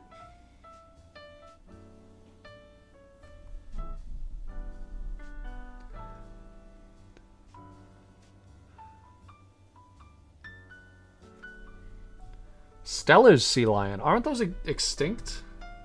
Or am I thinking of Steller's sea cow?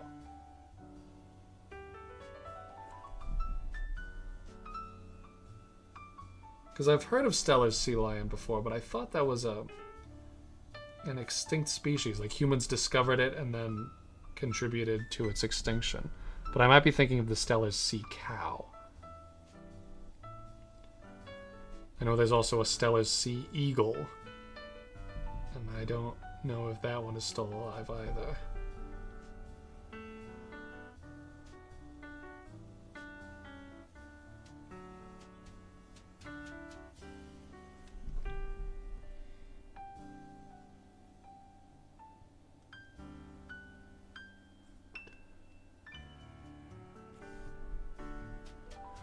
Yeah, I've encountered a bear once.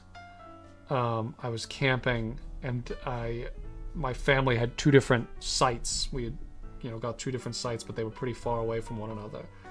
So I was walking in between my aunt's site and where my mom and my family were, and I had taken an ear of my aunt was making roasted corn at her campsite. So I had an ear of roasted corn that I was munching on as I was walking. And it was like dusk, I could still see, but the woods were thick. And this was one of those campsites. This was up in the Adirondacks where the sites are very far apart. In between sites, you feel like you're just out in the wild. And I heard something moving, and I thought it was a person. And at first I stepped aside because I thought someone was trying to pass me on the trail. And then I looked behind me and I didn't see anything, and I kept hearing the movement. And I kind of looked around and I looked into the thickest part of the forest, and I saw, it must have been a black bear. It was large. It wasn't like a dog or anything. And it stopped and it was staring right at me. And I realized that because it was early summer, and I was like, there's a good chance that this is a mother and she has babies with her. And then I realized that I was holding a piece of very fragrant roasted corn. So I dropped it and I just kept walking. I was like, that's yours, sweetheart. I am not interested in and like I had my phone. I didn't even want to take a picture. I was just like, nope, I'm not pushing my luck here. Like, black bears are pretty skittish. But I've heard that even with black bears, if they have cubs, they will not hesitate to scare you off or make sure that you don't hurt their cubs, which might mean more than just scaring you off. So as much as I like bears and I think they're cute, I did not spend a lot of time there. I dropped the corn and I just kept walking.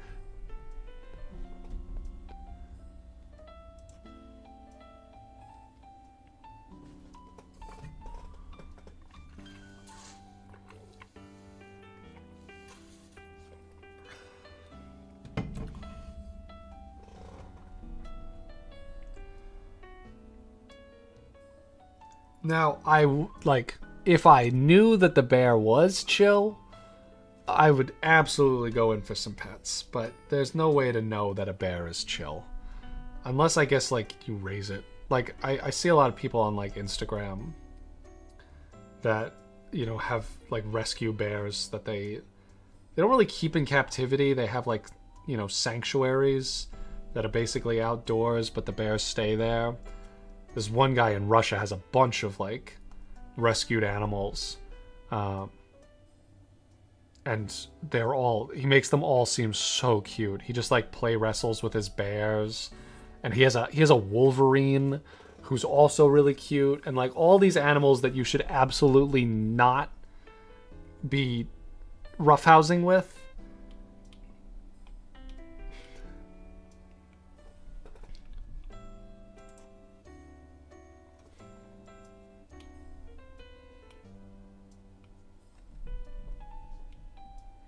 But there's just, I don't know, there's something about animals that are dangerous that just, it makes them so much cuter. It's like, aw, you could kill me if you wanted to. With one well-placed bite to my jugular, you could end my life. Lions are also very cute. But you definitely don't want to pet a lion.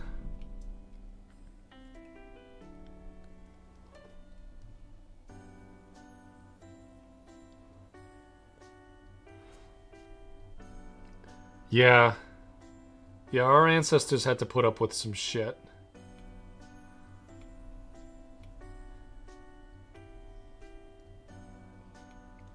I guess the best survival tactic in a time when short-faced bears existed was just avoid them. Although you know that our ancestors were not avoiding them. You know that one of our ancestors, maybe none of our ancestors, because maybe they didn't live long enough to have kids, but you know that some ancient human was like, I bet you I could kill that bear. And some other ancient human was like, I bet. And he just did not come back.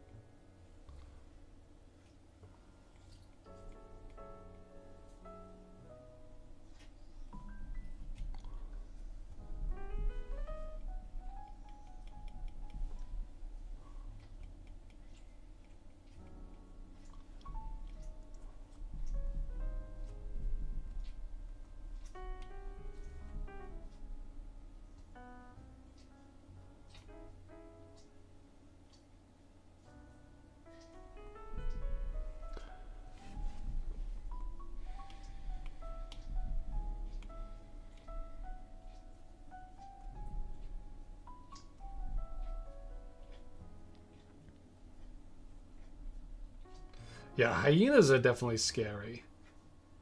We were just watching a documentary about this one part of Africa where hyenas and painted dogs and lions and jaguars all share a habitat.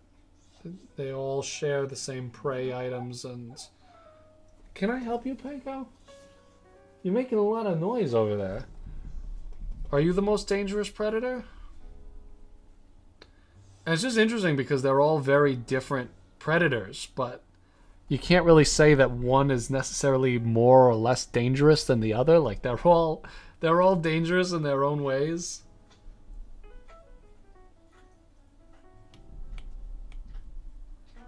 And hyenas have some of the strongest jaws of any living animal. You know, they are designed to crack bone.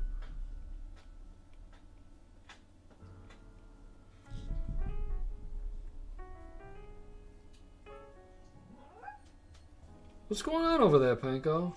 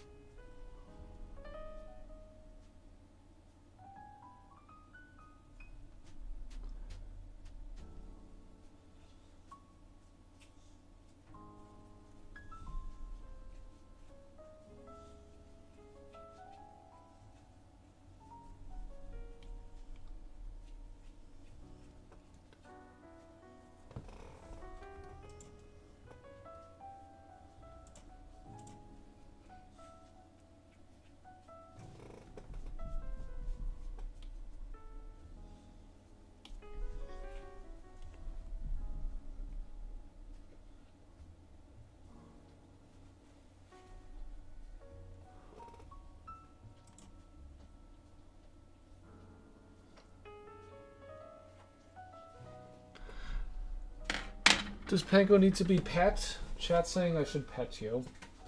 She's licking herself very audibly over there. Hey, Panko. Should I pet you?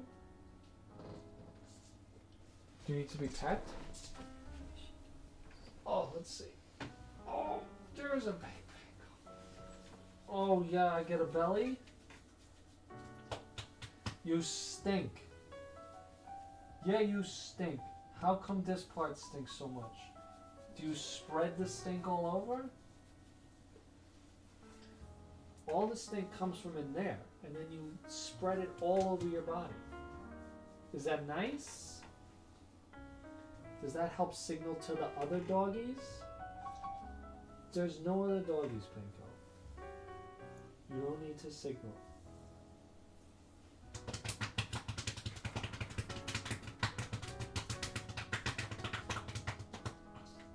Ugly.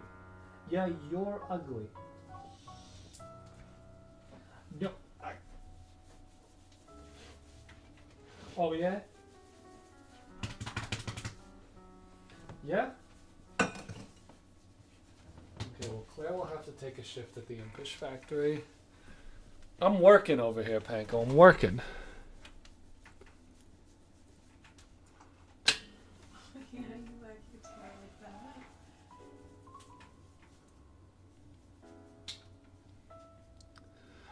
All right. Dog has been successfully petted. Belly has been slapped. Stink has gone all over my hand.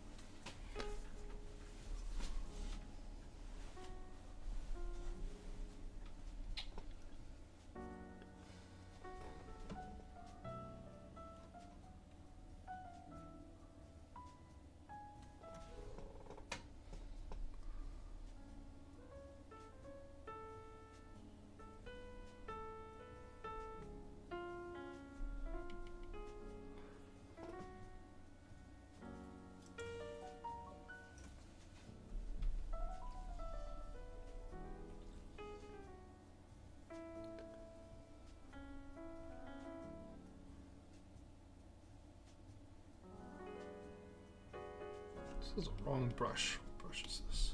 It's thick.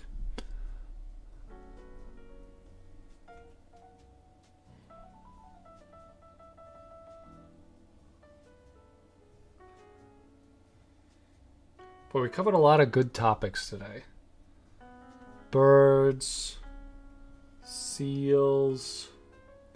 We haven't talked about food yet. That's shocking. I usually talk about food on my streams because I get hungry. Last night Claire made these nachos and we bought these chips, these corn chips. Brand I had never bought from before, but I had seen, called Menina, and they were good chips and they were flavored. They had this chipotle lime, like dusting of seasoning on there. Oh,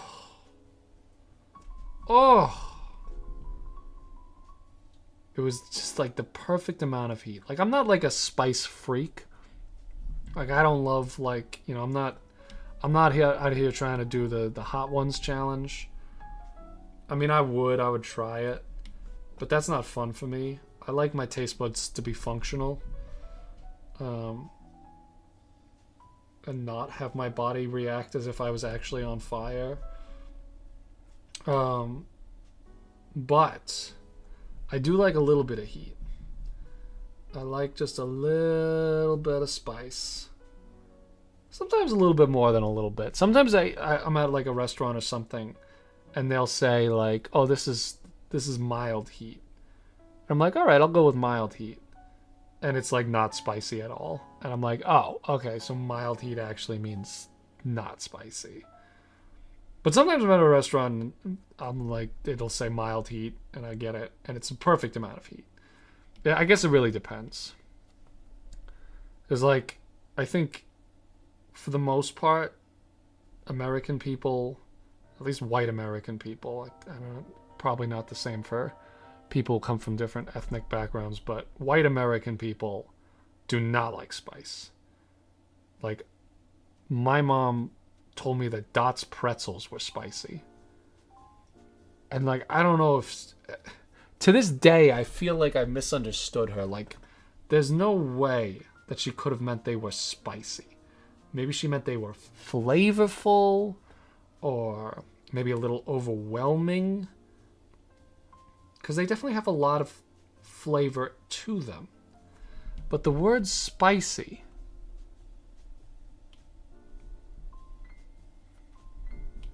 I've had other people say that, like, just red sauce, like tomato sauce, like a marinara sauce, is too spicy. Just like your standard average marinara sauce, like, I think maybe the only thing giving it any spice is like black pepper. And even then, there's like not a lot of black pepper. But I've heard people say that that's too spicy.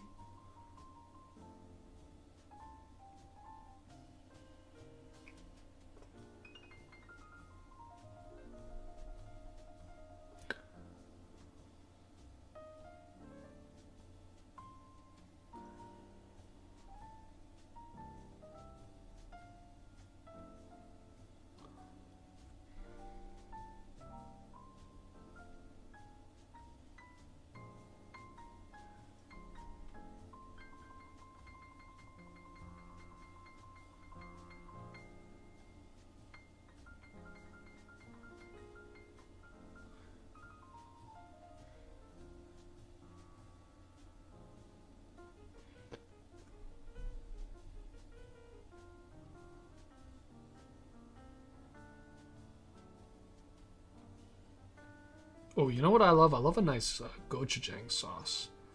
That's a good amount of heat for me.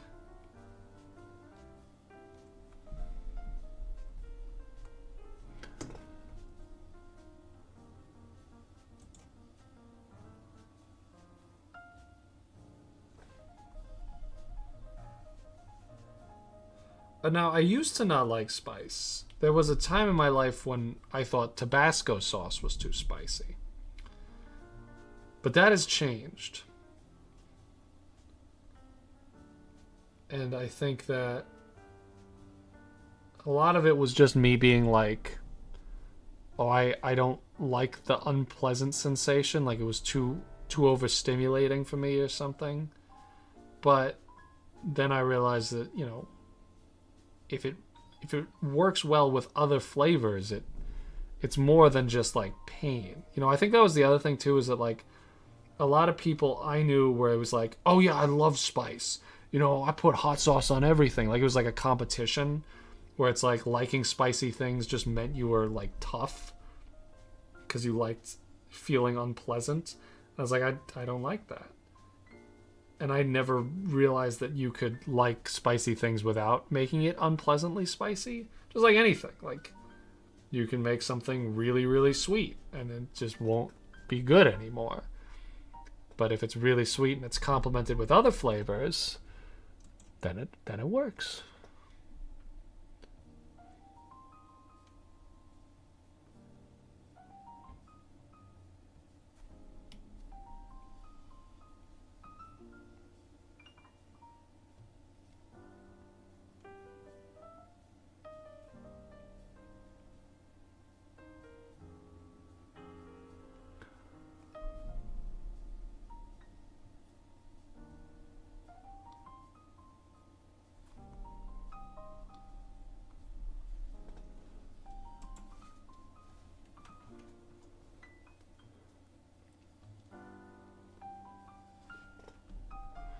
Yeah, and I mean, like, an aversion to spice is natural. I mean, capsaicin was evolved as a defense mechanism to deter animals that were too large to pass the seeds without digesting them, without, like, it was evolved because larger animals like mammals could detect the spice, and they didn't like it, so they wouldn't eat it. And that way it would avoid the seed from getting digested. Whereas if a bird ate it, the bird would be able to pass the seeds and spread them without digesting them. But birds don't have taste buds. They can't detect if something is spicy, so they don't care. But as humans, having an aversion to spice is natural. I mean, capsaicin, the chemical reaction your body has to it, is the same reaction that it has when you are actually getting burned, when you are actually being burned. Like if you touched a hot coal to your tongue, your body would have the same response, other than, it actually being harmed. So it's normal to not like excessive amounts of spice.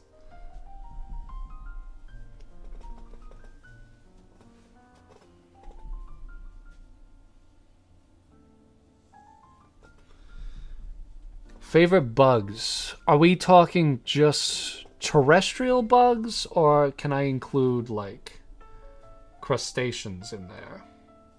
Are we talking like bugs and insects? Or are we just talking about bugs? Are we just talking about insects? Are we talking about arthropods in general?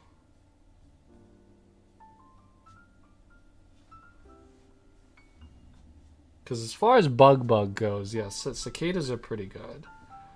Insects, I gotta go with honeybees. I love honeybees. I think they're so cool. And then general arthropods, it's gonna be crabs, lobsters, crayfish, shrimp. Right now, my personal favorite has gotta be this Lamington spiny crayfish.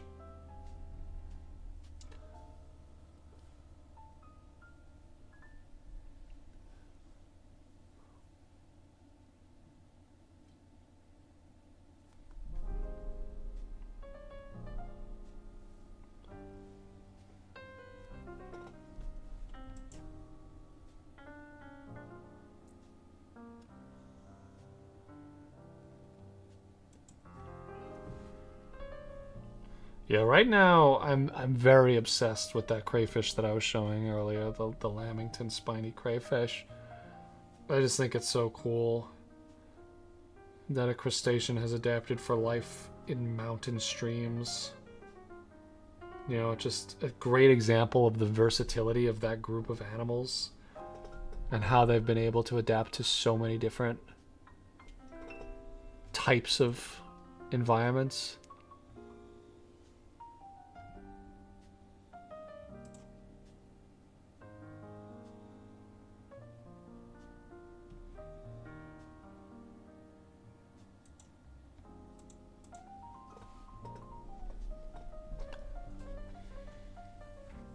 And they're beautiful.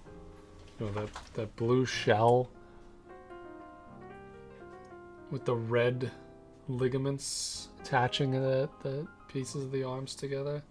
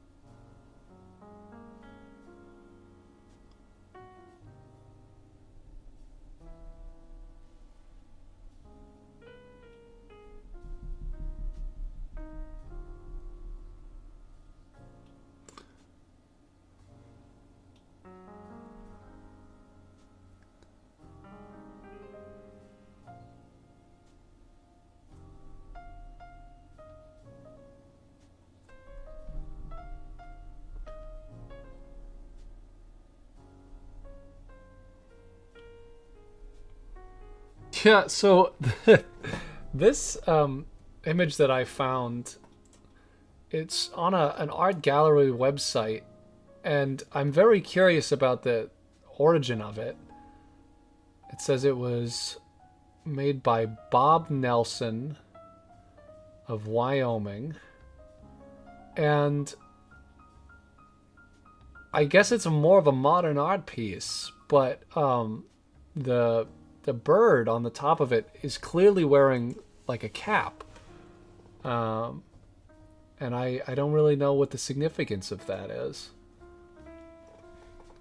But I thought it was really cute. I just liked that he was wearing a little hat.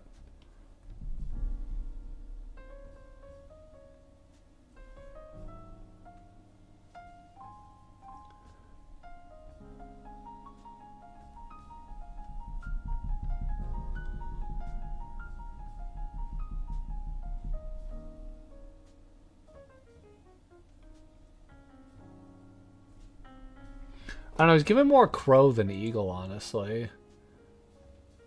In this artwork. But yeah, I can't find any more information about it.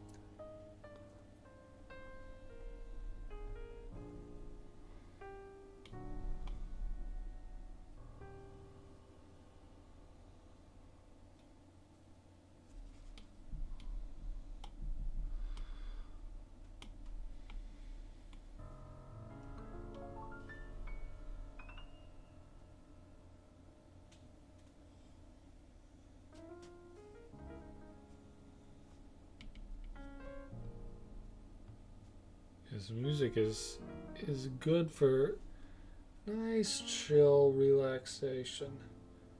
Maybe too chill.